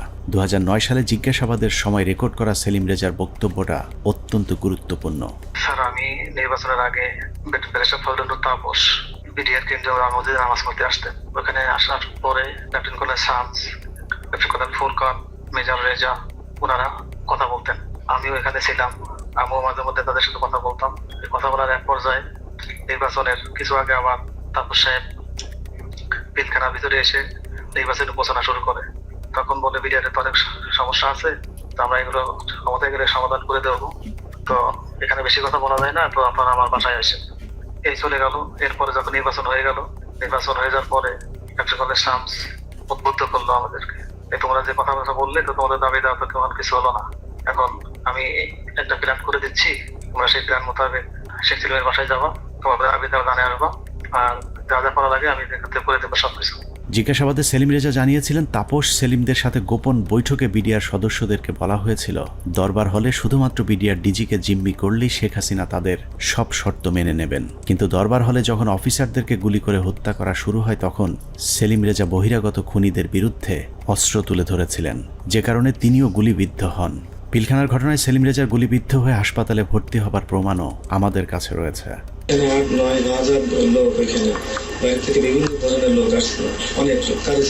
সেলিম রেজা তারপরেও অপরাধী, কারণ তিনি বিডিআরের ডিজিকে জিম্মি করতে চেয়েছিলেন, কিন্তু ফাঁসি হবার মতো অপরাধ সেলিম রেজা করেননি। আওয়ামী লীগ নেতাদেরকে বাঁচাতেই সেলিম রেজার বিরুদ্ধে ফাঁসির রায় দিয়ে তাকে হত্যার পরিকল্পনা করা হয়েছিল। আমি এটা সমতুল্য অফিসারদের জিম্মি করার উদ্দেশ্যে নিচ্ছে, কিন্তু হত্যা করার উদ্দেশ্য ছিল না, কাউকে মারার উদ্দেশ্য ছিল না।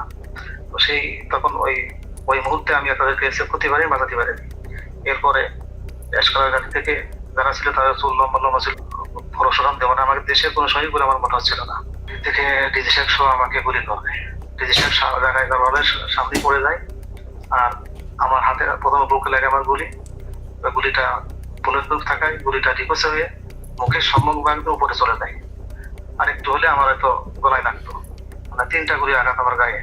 পিলখানা হত্যাকাণ্ডের মূল পরিকল্পনাকারীদের আড়াল করতেই বাংলাদেশ সেনাবাহিনী যা করেছে তা হিটলারের বর্বরতাকেও ছাড়িয়ে যায়। হিটলার যদিও অন্য দেশের অন্য ধর্মের মানুষকে হত্যা করতে চেয়েছিল, কিন্তু সেনাবাহিনী নিজেদের সহকর্মীদের উপরেও চালিয়েছে মধ্যযুগীয় বর্বরতা। পিলখানা হত্যাকাণ্ডের মূল পরিকল্পনাকারীদের পরিচয় যেই প্রকাশ করতে চেয়েছে তাকেই দুনিয়া থেকে সরিয়ে দেওয়া হয়েছে। এই ক্ষেত্রে বিডিআরের পাশাপাশি সেনাবাহিনীর কর্মকর্তাদেরকেও ন্যূনতম করুণা দেখায়নি সেনাবাহিনী। পিলখানা হত্যাকাণ্ডের অনেক গুরুত্বপূর্ণ ঘটনার সাক্ষী ছিলেন ক্যাপ্টেন শাহনাজ। তিনি প্রথম হত্যাকাণ্ডে ভারতীয় বাহিনীর উপস্থিতি আবিষ্কার করে গণমাধ্যমকে বক্তব্য দিয়েছিলেন। যে এসএমজিটি দেখা যাচ্ছে সেই এসএমজিটি সিলিংটা নরমাল সিলিং এর মতো না, একটু টেল ইউ দ্যাট এই সিলিং বাইনোকুলারটা আমরা আরবিতে ব্যবহার করি না, আমার জানা মতে বিডিআর ব্যবহার করে না। তার এই বক্তব্যের চড়া মূল্য দিতে হয়েছিল দেশপ্রেমিক সেনা কর্মকর্তা ক্যাপ্টেন শাহনাজ জাহানকে। প্রচন্ড পরিকল্পিত, অনেক আগে থেকে পরিকল্পনা করার বিষয়টা, ওই কথাগুলো তো আমি ওই দিনই বলেছি। তারপরে যেটা হলো যে আমি এরপরে চাকরি ছেড়ে দিই একদিন পরেই, আর 27 তারিখে, তো আমি 28 তারিখে আমি প্রথমে করি অ্যাপেন্ডিক্স যে সাবমিট করি যে আমি এখানে আর চাকরি করব না, কারণ হচ্ছে আমার মোরাল ডাউন হয়ে গেছে।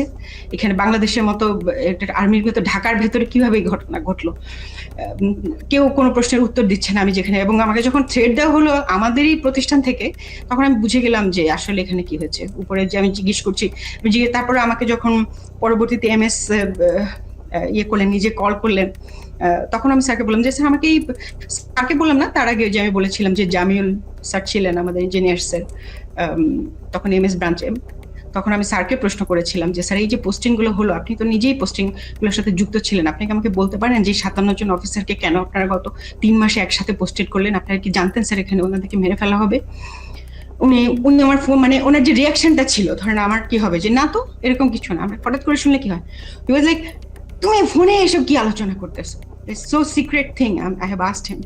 সো উনি আমার ফোনের লাইনটা কেটে দিয়ে আবার অন্য লাইন থেকে কল করেছেন, টিএনডিতে কল করেছেন, যেটা আর্মির লাইন আর কি। সেটাতে উনি বললেন যেটা অনেক সিনিয়র হাই লেভেলের বিষয়, যেটা আমরা জানি হাই লেভেলের বিষয়টা, প্রাইম মিনিস্টার নিজে যুক্ত ছিলেন, ইন্ডিয়া প্রেজেন্ট ছিল, এগুলোতে আমি কর্নেল মোস্তাফিজ স্যারের প্রোগ্রামে দেখলাম। ইন্ডিয়া তার ফোর্স নিয়ে বিভিন্ন পয়েন্টে কিন্তু উপস্থিত ছিল, এবং ইন্ডিয়ান ফোর্স নিজেই সেটা তার ওয়েবসাইটে প্রকাশ করেছে, যেটা মোস্তাফিজ ভাই স্যার একটা বলেছেন। সো ওইটা হচ্ছে হাই লেভেলের বিষয়, যেটা আমরা কেউ জানতাম না। নিজের চোখের সামনে সহকর্মীদের পরিকল্পিত হত্যাকাণ্ড কোনোভাবেই মেনে নিতে পারেননি শাহনাজ, যে কারণে বিডিআর হত্যাকাণ্ডের বিচার নিয়ে সবচেয়ে সোচ্চার ছিলেন ক্যাপ্টেন শাহনাজ। কিন্তু ক্যান্টনমেন্টের নিয়ন্ত্রণে থাকা সেনাবাহিনীর ওই পক্ষটি ক্যাপ্টেন শাহনাজকে থামাতে পরিকল্পিতভাবে তার স্বামীকে হত্যা করেন। হাজব্যান্ড যিনি পরবর্তীতে মারা যান, তিনি ছিলেন 44 আপনার মানে বিএমএ লং কোর্সের কন্টেম্পোরারি। উনি ছিলেন ফাইটার পাইলট, কোঅর্ডিনেটর আশরাফ ইবনে আহমেদ। তো তার কাছে আমি একটা ইনফরমেশন পাই, যেমন সে তখন ঢাকায় ছিল, তার ইউনিটে ছিল, সে MiG-29 এর পাইলট ছিল। সে আমাকে ওই 7টা বা 7:30টার দিকে জানায় যে তার একজন আত্মীয় সিভিল, সে নাকি তাকে ফোন করেছিল এবং তারা বলেছিল যে তারা খুব ভয় পাচ্ছে, মানে এই জিনিসটার সাথে অনেকগুলো প্রোগ্রামার যুক্ত ছিল, প্রোগ্রামার। পিলখানা হত্যাকাণ্ডকে কেন্দ্র করে 4 দফায় মোট 96 জন মেধাবী সেনা কর্মকর্তাকে বহিষ্কার, আটক, জেল, গুম কিংবা হত্যা করা হয়েছে। এর মধ্যে হত্যাকাণ্ডের পরপর সেনাকুঞ্জে প্রধানমন্ত্রী এবং সেনাপ্রধানের সামনে প্রতিবাদ করার অপরাধে প্রথমেই সেনাবাহিনীর 13 জন অফিসারকে বহিষ্কার করা হয়। পিলখানার মূল ঘটনা তৎকালীন সময়ে গঠিত তদন্ত কমিশনকে জানানোর অপরাধে 5 জন কমান্ডোকে তাপসের উপর মিথ্যা গ্রেনেড হামলা মামলায় ফাঁসানো হয়। এদের 5 জনকে 13 মাস অজ্ঞাত স্থানে গুম করে রাখার পর গ্রেফতার দেখানো হয়। তারপর সবাইকে মিথ্যা মামলায় ফাঁসিয়ে 5 বছর করে কারাদণ্ড দেয়া হয়। তাপস হত্যা মামলা চেষ্টা, এটা একটা ভুয়া মামলা যেটা মতিঝিল থানায় দায়ের করা হয় এবং এইটাতে যে সমস্ত সিভিলিয়ান যারা অপরাধী আছে তাদেরকে বিচারের আওতায় আনার আগেই একই অপরাধে আর্মির 5 জনকে, ভেরি ইয়াং ট্যালেন্টেড অফিসার যারা খুবই অ্যাক্টিভ ছিল, তারা হয় এই তদন্তের সাথে সম্পৃক্ত অথবা এই বিডিআর হত্যাকাণ্ডের বিরুদ্ধে সোচ্চার ছিল, তাদেরকে প্রথম গুম করা হয়, ব্যাপকভাবে শারীরিক নির্যাতন করা হয় এবং পেপার ওয়ার্ক, সব থেকে দুঃখজনক হচ্ছে কাগজে কোর্ট মার্শাল, মানে তাদেরকে গুম অবস্থায় পেপার সই করে দেখানো হয়। যখন জেলে হস্তান্তর করা হয় তখন তারা জানতে পারে যে তাদেরকে 5 বছর জেলে দেওয়া হয়েছে। এর মধ্যে একটা দীর্ঘ সময় তাদের পরিবার জানতোই না তারা কোথায় এবং তারা কিভাবে তাদের কি অবস্থায় আছে। আমি একটু 5 জন অফিসারের নাম বলি। এরা হচ্ছে captain Fuad, captain Rajib, captain Helal, captain Reza এবং ক্যাপ্টেন সুবাইল। এরা কিন্তু হয় তদন্তের মধ্যে জেনে গেছিল যে আসলে কি জিনিসটা হচ্ছে, কারণ আমরা যেই জবানবন্দি ইনিশিয়াল ইন্টারোগেশনের পরে সেটা পাইতাম, তারা কিন্তু ওদের সাথে শেয়ার করতাম। এবং এই ক্যাপ্টেন রাজীব, ক্যাপ্টেন ফুয়াদ, তারা তো MI3 থেকে বের হয়ে আসছিল, অস্ত্র নিয়ে বের হয়ে আসছিল যে তারা ঢুকে অফিসারদের উদ্ধার করবে। এই সমস্ত অফিসারকে করলো কি, কয়েকদিন পরে, বিডিআর ঘটনার কয়েকদিন পরে তারা এখানে একটা ভয়ঙ্কর খেলা খেলে। তাদের ধারণা থেকে এই অফিসাররা যদি বাইরে থাকে বা জীবিত থাকে তাহলে কিন্তু সত্যটা প্রকাশ পেয়ে যাবে যে এর মধ্যে ভারত জড়িত, এর মধ্যে আওয়ামী লীগ জড়িত, আওয়ামী লীগের কোন কোন নেতা জড়িত। হঠাৎ করে ডিবির মনিরুল ইসলাম এবং র্যাবের তখন লেফটেন্যান্ট কর্নেল জিয়াউল হাসান, খুনি জিয়াউল হাসান, তারা প্রথম আলোর সাথে মিলে একটা চক্রান্ত করলো। চক্রান্তটা কিভাবে, এই যে 5 জন অফিসারের নাম বললাম তারা কিন্তু তখন বিভিন্ন দপ্তরে চাকরি করতেছে, তদন্তে সাহায্য করতেছে, তারা বেশি সবাই কমান্ডো, সবাই বাংলাদেশ সেনাবাহিনীর সব থেকে প্রশিক্ষিত অফিসার, পেশাদার অফিসার, তারা কাজ করতেছে তাদের অফিসে। প্রথম আলোর নিউজ আসলো যে তাপসের উপরে যে বোমা হামলা হয়েছে, মনিরুলের উদ্ধৃতি দিয়ে, মনিরুল প্রথম আলোকে দিয়ে এই চালটা চাললো যে যে তাপসের উপরে বোমা হামলা হয়েছে সেটাতে সম্ভবত আরো 7 জন জড়িত আছে যারা সেনাবাহিনীর অফিসার। তার 2 দিন পরে প্রথম আলো আবার একটা নিউজ ছাপলো, আবারও মনিরুলের উদ্ধৃতি দিয়ে, সেই মানে পুলিশের ডিবির মনিরুল, পরে যে সিটিআইটি অর সামথিং সেটার প্রধান ছিল, তার বুদ্ধিতে কি আসলো, এই সমস্ত অফিসারকে সেনা কর্তৃপক্ষ অ্যারেস্ট করছে এবং তাদেরকে জিজ্ঞাসাবাদে তারা স্বীকার করছে যে তাপসীর উপরে তারা গ্রেনেড হামলা চালাইছিল, বোমা হামলা চালাইছিল। ওয়ারাস তখনও কিন্তু সে অফিসাররা পেপার দেখে, তারা অফিসে বসে পেপার দেখে দেখতেছে, প্রথম আলো লিখছে যে তাদেরকে নাকি অ্যারেস্ট করা হয়েছে কয়েকদিন আগে এবং তারা নাকি স্বীকারোক্তিমূলক জবানবন্দি দিছে যে তারা তাপসকে হত্যার চেষ্টা করছিল। তৃতীয় দফায় 2009 সালের সেপ্টেম্বর মাসে ব্রিগেডিয়ার জেনারেল আজমি সহ 7 জনকে বহিষ্কার করা হয়, যাদেরকে পরবর্তীতে লম্বা সময় গুম রেখে নির্যাতন করা হয়েছে। সবশেষ বিডিআর হত্যাকাণ্ড নিয়ে সরব ছিলেন এরকম অন্য কর্মকর্তাদেরকে চিহ্নিতকরণের কাজ চলতে থাকে।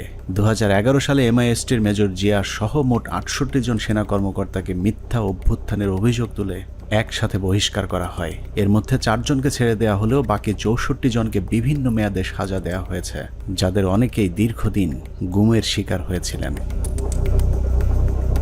সবচেয়ে মর্মান্তিক পরিণতি হয়েছিল মেজর জেনারেল রফিক এবং কর্নেল শহীদের, যারা দুজন শেষ মুহূর্ত পর্যন্ত বিডিআর হত্যাকাণ্ডের মূল রহস্য উদ্ঘাটনের চেষ্টা চালিয়ে যাচ্ছিলেন। এই দুজন কর্মকর্তাকে যশোর থেকে জরুরি ভিত্তিতে প্রধানমন্ত্রী PSO-AFDর আদেশে ঢাকায় আসতে বলা হয়। হেলিকপ্টারে ঢাকায় আসার পথে সুপরিকল্পিতভাবে দুজনকেই হেলিকপ্টার ক্র্যাশের নাটক সাজিয়ে হত্যা করা হয়। পিলখানা হত্যাকাণ্ডের শেষ শিকার ক্যাপ্টেন তানভীরকে শেখ তাপসের গাড়িতে তুলে দেওয়ার পর তার ভাগ্যে কি ঘটেছে সেটা নিয়েও সেনাবাহিনী কোনো তদন্ত হতে দিতে চায়নি, যে কারণেই অন্য একজনের লাশ ক্যাপ্টেন তানভীর বলে দাফন করা হয়। সেনাবাহিনীর পক্ষ থেকে অপরিচিত একজনের কবরে তানভীরের নাম ফলক বসিয়ে দেওয়া হয়, কিন্তু তানভীরের পরিবার এখনো প্রিয় মানুষের অপেক্ষায়। বললো এখন যদি তুই বাঁচতে চাস তাহলে তুই একটা লাশ নে। এখানে আমার শ্বশুর শাশুড়ি কোনোভাবেই তো মেনে নিল না, এমনকি ওই প্রোগ্রামে আমার আম্মুকে বলল যে আপনাকে করা হবে, MP করে দেওয়া হবে। আমার আম্মু ওখানে দাঁড়ালোই না। হ্যাঁ, আমার আম্মু চলে আসলো, দুটা ডেড বডি দাফন হলো। তো মেজর গাজ্জালি ভাইয়ের একটা লাশ দাফন হলো 653 নাম্বার ওনার কবরটা। ওনার শাশুড়িকে হচ্ছে পরবর্তীতে আওয়ামী লীগের MP করা হলো। আমার আম্মু তো ডিনাই করলো, আমার আম্মু এটা মেনে নিল না। আর আমার শ্বশুরকে বলল যে আপনার ফরেন মিনিস্ট্রিতে জব দিবে। আমার দেবরকে ও তো দেশের বাইরে থাকে, বললো যে তাকে আনানো হোক, তাকে হচ্ছে সরাসরি ক্যাপ্টেন হিসাবে ঢুকিয়ে দিবে আর্মিতে। আমাদের আসলে কোনো ফ্যামিলি আমরা কম্প্রোমাইজড কখনোই হইনি। পিলখানা হত্যাকাণ্ডে একজন সামরিক গুরুত্বপূর্ণ সাক্ষীকে হত্যা করা হয়েছিল। তিনি হলেন নাসির উদ্দিন আহমেদ পিন্টু। পিলখানা হত্যাকাণ্ডে বিএনপিকে জড়াতেই আটক করা হয় পুরান ঢাকার জনপ্রিয় এই বিএনপি নেতাকে। এরপর জেলখানায় বিডিআর মামলার আসামিরা তাকে গুরুত্বপূর্ণ তথ্য জানিয়েছিলেন, যে কারণেই পিন্টুকে পরিকল্পিতভাবে হত্যা করা হয়। জেলখানায় যখন এরা এত তথ্য দিত আমাকে, তখন আমি খুব বিব্রত অবস্থায় পড়ি, কারণ আমি তো আসলে কিছুই করতে পারবো। আমি তাদের বলি, পিন্টু ভাই আছে, তাকে সব বলো। উনি তো প্রায় প্রতি সপ্তাহে উনি কোর্টে যান, কোর্টে গেলে তথ্যটা পাস করতে পারবেন, তোমাদের দায়িত্ব পিন্টু ভাইকে বলা। আমার বিশ্বাস, আমি ধারণ করি পিন্টু ভাই সকল তথ্য জানতেন জেলে থাকে, তো সবাই ওখানে আছে, এই জানার জন্য পিন্টু ভাই মারা গেছেন জেলে। হত্যাকাণ্ডের সব সাক্ষীদের নিশ্চিহ্ন করার এই পরিকল্পনা ছিল অত্যন্ত সুদীর্ঘ, বিস্তৃত। বিডিআর সদস্যদেরকে জিজ্ঞাসাবাদের নামে ধরে নিয়ে যাওয়া সেনা কর্মকর্তা, CIDর কর্মকর্তা আব্দুল কাহার আকন্দ সহ অন্য কর্মকর্তারা, ডেথ সার্টিফিকেট এবং পোস্টমর্টেমের সাথে জড়িত সকলেই ছিল এই পরিকল্পনার অংশ। পিলখানা হত্যাকাণ্ডের সব সাক্ষীদের মুখ বন্ধ করবার পর শুরু হয় বিচার, যে বিচারের নামে বিডিআরের 18,519 জন জওয়ানের সাথে ইতিহাসের নিষ্ঠুরতম নৃশংসতা চালানো হয়েছে। এই মামলায় মূল পরিকল্পনাকারীদের বাঁচিয়ে দিয়ে সাক্ষীদেরকে করা হয়েছে খুন, খুনিদের করা হয়েছে সাক্ষী আর চোখে দেখেনি এমন সাক্ষীদের বর্ণনাতেই হয়েছে ফাঁসির রায়। উদুরপিণ্ডি বুদোর ঘাড়ে চাপিয়ে সেনাবাহিনী তাদের অপকর্মের দায় চাপিয়ে দিয়েছে নিরীহ বিডিআরদের উপর। বিচারের নামে বিডিআরের উপর কতটা অবিচার করা হয়েছে তা দেখতে আমরা দু একজন ফাঁসির আসামির বিচারের নমুনা তুলে ধরলেই সবকিছু দিনের মতো পরিষ্কার হয়ে যাবে, যার শুরুটা করব পিলখানা হত্যা মামলার 1 নম্বর আসামিকে দিয়ে। অনুসন্ধানের শুরুতেই ডিএডি সৈয়দ তৌহিদের কথা বলেছিলাম, যিনি পিলখানা হত্যা মামলার 1 নম্বর আসামি। বলা হয়েছে পিলখানা হত্যাকাণ্ডের মূল পরিকল্পনাকারী তিনি। তার ব্যাপারে একটা গল্প সাজানো হয়েছিল। ডিএডি তৌহিদ নাকি ছিলেন জাহাঙ্গীর কবির নানকের বাল্যবন্ধু, তার সাথে মিলেমিশেই ঘটানো হয়েছে পিলখানা হত্যাকাণ্ড। এখন প্রশ্ন হলো, নানকের সাথে মিলেমিশে যদি ডিএডি তৌহিদ হত্যাকাণ্ড ঘটিয়ে থাকেন, তাহলে তৌহিদের যদি ফাঁসি হয়, নানক কিভাবে বেঁচে গিয়েছিলেন? আমার হাজবেন্ড কোনো মন্ত্রী, কোনো MP কারো বাসায় যায় নাই, কোনো মিটিং এ তার নাম নাই, কোথাও সে নাই। প্রধানমন্ত্রীর কাছে সে গেছে, এইখান থেকেই তার শুরু হলো। প্রধানমন্ত্রীর কাছে সে কিভাবে গেল, তাকে কিভাবে নিয়ে যাওয়া হইলো, পরবর্তীতে সে কি করলো, সবকিছুই তো কাগজে কলমে আসছে। তারপরও কেন তাকে 1 নম্বর আসামি বানাইয়ে এত বড় শাস্তি দেওয়া হইলো? ভারতের পরিকল্পনার শেখ হাসিনার পরিচালনায় পিলখানায় যে নাটক মঞ্চস্থ করা হয়েছিল, সেই নাটকে 25 তারিখ বিকেলের শুটিংটুকু বাদ দিলে পুরো নাটকে ডিএডি তৌহিদকে আর কোথাও দেখা যায়নি। তৌহিদ যখন প্রধানমন্ত্রীর আদেশে বিডিআরের ডিজি হয়েছিলেন সেই সময়টাতে তৌহিদের পরিবার জিম্মি হয়েছিল পিলখানায় আসা বহিরাগত সন্ত্রাসীদের হাতে। দরজা ভেঙে ফেলে আমার দিকে এবং আমার ছেলে মেয়ের দিকে অস্ত্র তাক করে আবার একইভাবে তারা বাসার ভিতরে আপনার খুঁজতে থাকে আমার হাজবেন্ডকে। পরবর্তীতে আমি আমার হাজবেন্ডকে আমি ফোন দিয়ে বলি যে এইভাবে বিদ্রোহীরা আমার বাসায় আসতেছে, বিডিআর এর পোশাক পরা, মুখোশ পরা, আমি তো চিনি না, এরা তোমার ঠিকানা জানতে চায়, না জানাই তাহলে আমাদেরকে মেরে ফেলবে, হুমকি দিতেছে।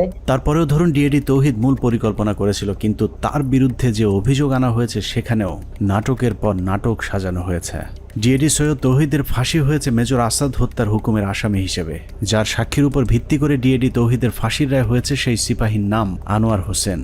সিপাহী আনোয়ার তার দণ্ডবিধির ১৬৪ ধারার জবানবন্দিতে বলেছেন ডিএডি তৌহিদের নির্দেশে মেজর আসাদকে হত্যা করা হয়েছে। সিপাহী আনোয়ার তার জবানবন্দিতে বলেছেন ২৫শে ফেব্রুয়ারি আনুমানিক ৯টা ৫০ মিনিটের সময় ডিএডি তৌহিদ স্যার এসে উত্তেজিত হয়ে নির্দেশ দেন যে তোমরা সকলে অস্ত্রাগারে গিয়ে অস্ত্র নিয়ে আর্মি অফিসারদের খতম করো। ওই সময় আমাদের অফিসের সামনে মার খেতে থাকা মেজর আসাদ স্যার বলেন আমাকে বাঁচাও, ওরা আমাকে মারছে বলে দৌড়ে দোতলার সিঁড়ির কাছে পড়ে যান। আমি এই দৃশ্য দেখে খুব দ্রুত তার কাছে যাই, তখন তিনি বলেন আমি মেজর আসাদ, ওরা আমাকে মেরে ফেলবে, আমাকে একটু বাঁচাও ভাই, আমাকে উপরে নিয়ে চলো। আমি তখন মেজর আসাদ স্যারকে ধরে উপরে দোতলায় সিও সাহেবের অফিসে নিয়ে যাই। এর কিছুক্ষণ পরে ডিএডি তৌহিদ ওখানে আসেন এবং আসাদ স্যারকে দেখে তাহাদের ফিনিশ বলে রুম থেকে বের হয়ে যায়। সঙ্গে সঙ্গে হাবিলদার বেলায়েত, নায়েক আসাদ, সিপাহী আমিনার মেজর আসাদ স্যারকে গুলি করে হত্যা করে চলে যায়। আমি টেবিলের নিচে লুকিয়ে থাকা অবস্থায় অস্ত্রধারীদের গুলিতে আহত হই। সিপাহী আনোয়ারের সাজানো গোছানো এই স্ক্রিপ্টটি শুনে অবিশ্বাস করার কোনো উপায় নেই, কিন্তু সমস্যা হলো হাসিনার পরিচালিত নাটকে যেই ডিএডি তৌহিদকে দিয়ে মেজর আসাদকে হত্যা করানো হয়েছে সেই ডিএডি তৌহিদকে আমরা নাটকের অন্য আরেক জায়গায় আবিষ্কার করেছি। 4 তলায় নিয়ে গেল, টয়লেটের মধ্যে ডিএডি তৌহিদ লুকায় আছে। তাই আমি তুমি কি দরবার হলে ছিল না? ও বলল না স্যার আমি দরবার হলে ছিলাম না। লেফটেন্যান্ট কর্নেল কামরুজ্জামান বিডিআর হত্যাকাণ্ডে বেঁচে ফেরা আর্মি অফিসারদের মধ্যে একজন, যার চোখের সামনে বিডিআরের ডিজি সহ বেশ কয়েকজন কর্মকর্তাকে গুলি করে হত্যা করা হয়, যেই গুলিতে তিনি নিজেও আহত হয়েছিলেন। ডিজি মহোদয় জাস্ট ফার্স্ট স্টেপটা দিলেন, এসে ডিজিকে প্রথমে গুলি করলেন, আমারও একটা গুলি লাগলো এখানে এসে।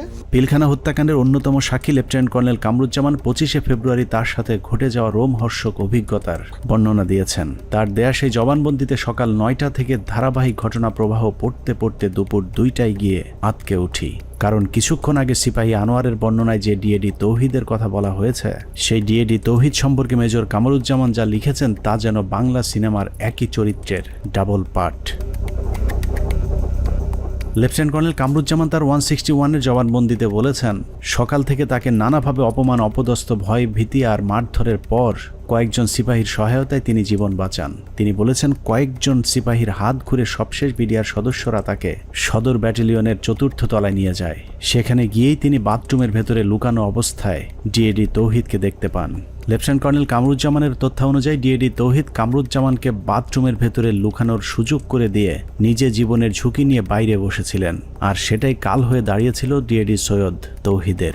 ডিএডি তৌহিদ বাথরুমের ভেতরে লুকিয়ে থাকলে বিদ্রোহীদের নেতা সেজে প্রধানমন্ত্রীর কাছে দেখা করতে যেতে হতো না। কামরুজ্জামানের বক্তব্য যদি সত্যি হয় তাহলে ডিএডি তৌহিদ নির্দোষ, আর যদি মিথ্যে হয় তাহলে লেফটেন্যান্ট কর্নেল কামরুজ্জামানকেও গ্রেফতার করে জিজ্ঞাসাবাদ করতে হবে, কারণ দুজনের বক্তব্যই একই সাথে সত্য হওয়া সম্ভব নয়। ডিএডি তৌহিদ কিভাবে বিদ্রোহীদের নেতা হয়ে প্রধানমন্ত্রীর সাথে দেখা করতে গিয়েছিলেন সেই বর্ণনা খুঁজে পেয়েছে আরেকজন ডিএডির ১৬৪ ধারার জবানবন্দিতে। ডিএডি আব্দুর রহিম তার জবানবন্দিতে বলেছেন পিকআপ হতে একজন সৈনিক আমাকে মন্ত্রী আসলে কথা বলার জন্য বললে আমি বলি ভেতরে আরও ডিএডি আছেন। এরপর আমি পিকআপ নিয়ে ডিএডি তৌহিদকে খুঁজতে যাই। সদর ব্যাটালিয়নের ৪র্থ তলায় তৌহিদ সাহেবকে দেখতে পাই। তারপর তৌহিদ সাহেব বলেন বাথরুমে আমার প্রাক্তন sector commander lieutenant colonel Kamruzzaman sir লুকিয়ে আছেন। স্যারের সাথে দেখা করি, তারপর ডিএডি তৌহিদ সহ ৪ নম্বর গেটে যাই। এভাবেই ডিএডি তৌহিদ পিলখানার কথিত বিদ্রোহের মূল পরিকল্পনাকারী হয়ে গেলেন। ডিএডি আব্দুর রহিম এবং লেফটেন্যান্ট কর্নেল কামরুজ্জামানের জবানবন্দিতে এটা পরিষ্কার যে ডিএডি তৌহিদ ২৫ তারিখ বিদ্রোহের নেতৃত্ব দেননি, বরং বাথরুমে লুকিয়েছিলেন। যে কারণে পিলখানার ঘটনায় কারো ১৬৪ কিংবা ১৬১ ধারার জবানবন্দিতে দরবার হলের কোথাও ডিএডি তৌহিদকে দেখা গেছে এরকম দাবি করেননি। ডিএডি তৌহিদের বিরুদ্ধে যে মেজর আসাদ হত্যার অভিযোগ আনা হয়েছে, আমাদের অনুসন্ধানে সেই মেজর আসাদের পোস্টমর্টেম রিপোর্ট সংগ্রহ করেছিলাম, যেখানে দেখা যায় তার শরীরে ধারালো অস্ত্রের আঘাত পাওয়া গিয়েছিল। কিন্তু সিপাহী আনোয়ার তার জবানবন্দিতে বলেছেন ডিএডি তৌহিদের নির্দেশে হাবিলদার বেলায়েত, নায়েক আসাদ এবং সিপাহী আমিনার 3 জন মিলে গুলি করে মেজর আসাদকে হত্যা করেন। মেজর আসাদের মৃত্যুর বিবরণের কোথাও ধারালো অস্ত্রের ব্যবহারের কথা বলা হয়নি। এখানে আমার হাজবেন্ডের কি অপরাধটা এখানে দেখেন, সে তো পালাইয়া যায় নাই, সে তো কাউকে খুন করে নাই, তার ফ্যামিলির ভিতরে ছিল, ওনাকে অমানবিক নির্যাতন করা হয়েছে। এমন কোন নির্যাতন নাই যে ওনাকে না করা হয়েছে। এখন শরীরের প্রতিটা অঙ্গ প্রত্যঙ্গ ড্যামেজ হয়ে যাইতেছে আস্তে আস্তে। শেখ হাসিনার কাছে নিয়ে যাওয়া প্রতিনিধি দলের আরেক সদস্য ডিএডি মোহাম্মদ আব্দুল জলিল শেখ। হসপিটাল ইউনিটের কোয়ার্টার মাস্টারে কর্মরত থাকা ডিএডি জলিল গোলাগুলির শব্দ শুনে হাসপাতালের অন্য সহকর্মীদের সাথে সিগন্যাল মেসের ভেতরে অবস্থান নিয়েছিলেন। সেখান থেকে বিকেলে প্রধানমন্ত্রীর সাথে সাক্ষাতের জন্য তাকে জোর করে নিয়ে যাওয়া হয়। মুখোশধারী সৈনিক আব্বুকে ধরে গাড়িতে তুলে 4 নম্বর গেটে নিয়ে আসে প্রধানমন্ত্রীর সাথে দাবি দেওয়া নিয়ে আলোচনা করার জন্য। আব্বু সেখানে যেতে না চাইলে আব্বুকে মারধর করা হয় এবং হুমকি দেওয়া হয় যে এখানে তাকে গুলি করে হত্যা করা হবে। 3:30টার দিকে আব্বু আম্মুর ফোনে কল দেন, কল দিয়ে বলেন আব্বুকে যমুনায় নিয়ে যাওয়া হচ্ছে। আমার ছেলে মেয়েগুলোর দায়িত্ব তোমার কাছে দিয়ে গেলাম, আমার ছেলে মেয়েগুলোকে দেখে রেখো। ঘটনার পর থেকে 2 মাস গুম করে রাখার পর ডিএডি জলিলকে গ্রেফতার দেখানো হয়েছিল।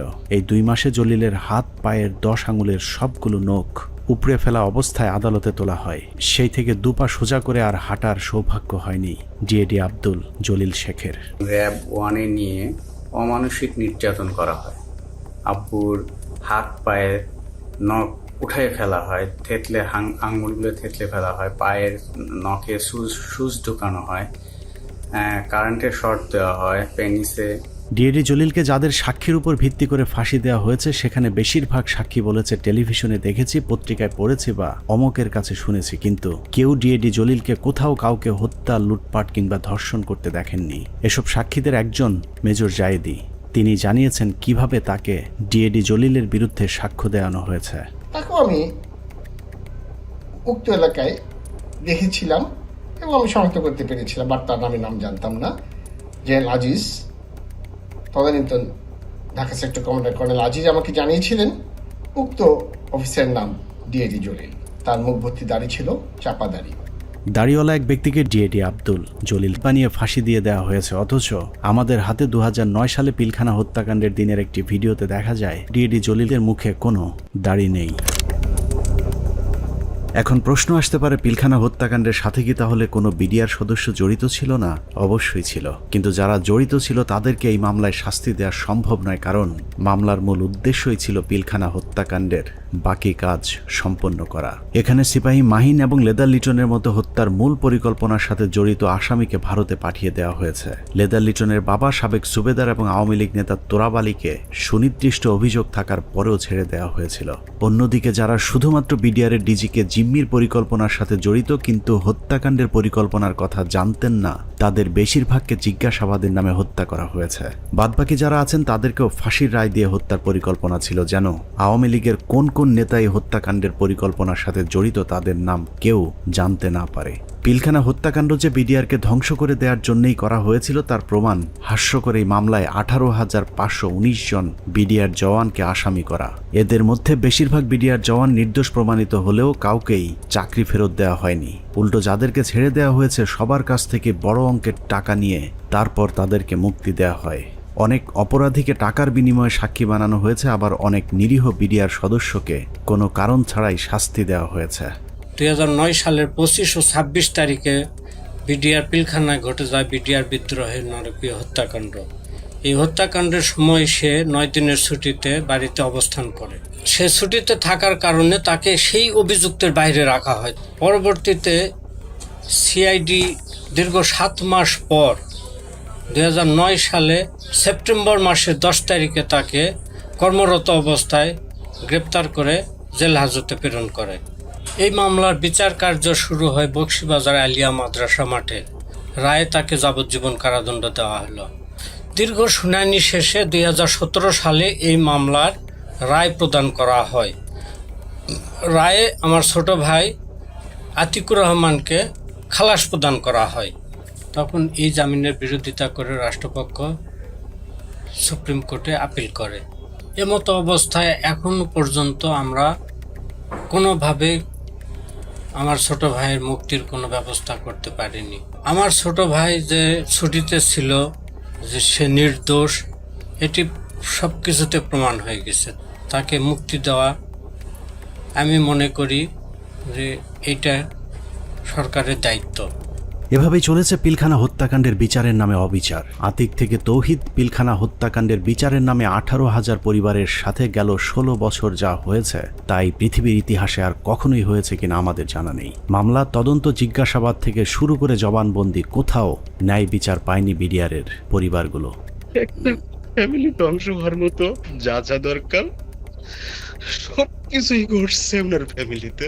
বাংলাদেশের ইতিহাসে যদি 5 আগস্ট না আসতো তাহলে বিডিআরের এই আর্তনাদ হয়তো উঁচু লাল দালানের বাইরের কেউ শুনতে পেত না। বিডিআরের পরিবার কারো করুণা চায় না, তারা চায় ন্যায় বিচার।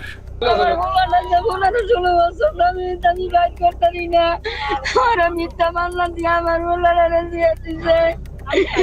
আমি কাজে আমি ভিক্ষা করি। অনেক হয়েছে, আর না। পিলখানা হত্যাকাণ্ড নিয়ে নতুন করে কমিশন তৈরি হয়েছে। আমরা সেই কমিশনের কাছে সুষ্ঠু তদন্ত চাই। আমরা কমিশনের প্রতিদ্বন্দ্বী নই, বরং কমিশনের সুবিধার্থে আমরা পিলখানা হত্যাকাণ্ড নিয়ে গঠিত প্রথম তদন্তের সাথে জড়িত কয়েকজন কর্মকর্তার কিছু পর্যবেক্ষণ দিয়ে অনুসন্ধান শেষ করব। পিলখানা হত্যাকাণ্ডের পরের 2 সপ্তাহ সেনাবাহিনীর একটি অংশ সঠিকভাবে তদন্তের চেষ্টা করেছিল, কিন্তু সেই তদন্ত শেষ হবার আগেই তাদেরকে থামিয়ে দেওয়া হয়। আমি তদন্তকালে যেটা দেখলাম, কিছু বিষয় তদন্তে মনোযোগী হওয়ার কারণে কমিটির অন্যান্যরা আমাকে মোটামুটি একটা হোস্টাইল মেম্বার হিসেবে চিহ্নিত করে এবং অসহযোগিতা শুরু করে এবং আমার কার্যক্রমকে তারা ওপেনলি ডিসক্রেডিট করার চেষ্টা করে। এই পরিস্থিতিতে যখন তারা ব্যর্থ হয় তখন ব্রিগেডিয়ার রফিককে আমাদের তদন্ত কমিটির একজন সদস্য কোনো চাহিদা বা কোনো প্রয়োজন ছাড়াই আমার সিনিয়র তাকে সম্পৃক্ত করে, যেহেতু উনি সিনিয়র, উনি সম্পূর্ণ দায়িত্বটা নিয়ে নেন এবং পরবর্তীতে রিপোর্ট সাবমিট করেন। তদন্তকারী দল একটি বিষয় লক্ষ্য করেন যে পিলখানা হত্যাকাণ্ডে যাদেরকে হত্যা করা হয়েছে তাদের বেশিরভাগকে খুব সম্প্রতি বিডিআরে বদলি করা হয়েছিল। এই বদলির সাথে যারা সম্পৃক্ত ছিল তাদেরকে সন্দেহভাজন মনে করেন তদন্তকারী ওই সেনা কর্মকর্তারা। পিলখানা হত্যাকাণ্ডের বহুল আলোচিত নাম কর্নেল রেজা নূর, যিনি ঘটনার একদিন আগে একরকম জোর করে কর্নেল গুলজারকে র্যাব থেকে বিডিআরে পাঠান। পিলখানায় গন্ডগোলের খবর শুনে ঘটনাস্থলে যাওয়া প্রথম দলটি ছিল র্যাবের এডিজি রেজা নূর র্যাবের ওই দলটিকে পিলখানায় ঢুকতে বাধা দিয়েছিলেন। কর্নেল গুলজার ওই সময়টাতে র্যাবে পোস্টিং থাকলে পরিস্থিতি অন্যরকম হতে পারত। এইখানে মেইন গেটে শামসাররা ছিলেন, র্যাব 2 ছিল, মানে র্যাব 2 প্লাস হচ্ছে মানে শামসার অলরেডি বলেছেন যে মানে আয়ত্তের মধ্যেই ছিল, কিন্তু কোনোভাবেই অর্থাৎ রেজানুর খান স্যারের সঙ্গে উনি আবার মানে আমার আগের সিও ছিলেন, সেই হিসেবে স্যারের সঙ্গে আমারও কথা হয় যে স্যার এই ব্যাপার, তো এটা আমরা ইয়ে করতে পারি, কোনোভাবেই মানে এটা অপারেশন করার কোনো মানে উনি কোনো পারমিশন দেননি। পিলখানা হত্যাকাণ্ডে শহীদদের একটা বড় অংশ ছিলেন যারা ভারতের সাথে ব্রহ্মমারি এবং পাদুয়া যুদ্ধে অংশ নিয়েছিলেন, যে কারণে তদন্তকারীদের সন্দেহ আরও প্রকট হয়। অতএব হঠাৎ করে এতগুলো পোস্টিং কি কারণে কেন হয়েছিল সেটা খতিয়ে দেখতে হবে। তখন আমি স্যারকে প্রশ্ন করেছিলাম যে স্যার এই যে পোস্টিংগুলো হলো, আপনি তো নিজেই পোস্টিংগুলোর সাথে যুক্ত ছিলেন, আপনি কি আমাকে বলতে পারেন যে 57 জন অফিসারকে কেন আপনারা গত 3 মাসে একসাথে পোস্টেড করলেন? আপনারা কি জানতেন স্যার এখানে ওনাদেরকে মেরে ফেলা হবে? উনি আমার ফোন মানে ওনার যে রিয়াকশনটা ছিল, ধরেন আমার কি হবে যে না তো এরকম কিছু না, আমরা হঠাৎ করে শুনলে কি হয়, হি ওয়াজ লাইক তুমি ফোনে এসব কি আলোচনা করতেছো, it's so secret thing, I have asked হিম। পিলখানা হত্যাকাণ্ডের সময় আওয়ামী লীগের ছোট একজন নেতা বড় ভূমিকা পালন করেছিল, যার নাম মির্জা আজম। সেনাবাহিনীর সূত্র মনে করে মির্জা আজমের বোন জামাই শায়েক আব্দুর রহমানকে ফাঁসিতে ঝুলানোর প্রতিশোধ হিসেবেই পিলখানা হত্যাকাণ্ডে যুক্ত হয়েছিলেন মির্জা আজম। উল্লেখ্য, বাংলা ভাই এবং শায়েক আব্দুর রহমানকে জঙ্গি আস্তানা থেকে গ্রেফতারের মূল নায়ক ছিলেন কর্নেল গুলজার, যে কারণে পিলখানা হত্যাকাণ্ডের পর গঠিত তদন্ত কমিটি মির্জা আজমকে বিভিন্ন বিষয় নিয়ে জিজ্ঞাসাবাদও করেছিল। এই অফিসারগুলো সবাই অপারেশনাল ছিল, অপারেশনাল সাউন্ড ছিল, তাদেরকে সেরকম আর্মি ইনস্টিটিউশনগুলোতে না দিয়ে কেন বিজিবিতে দেওয়া হলো? এটা তার মানে তারা জানতো। এখানে সামরিক সচিবকে জিজ্ঞেস করা উচিত যে আপনাকে কে নির্দেশ দিয়েছিল এই পোস্টিং অর্ডারগুলো দেওয়ার জন্য। সো তাদেরকে আসলে আওতায় আনা উচিত।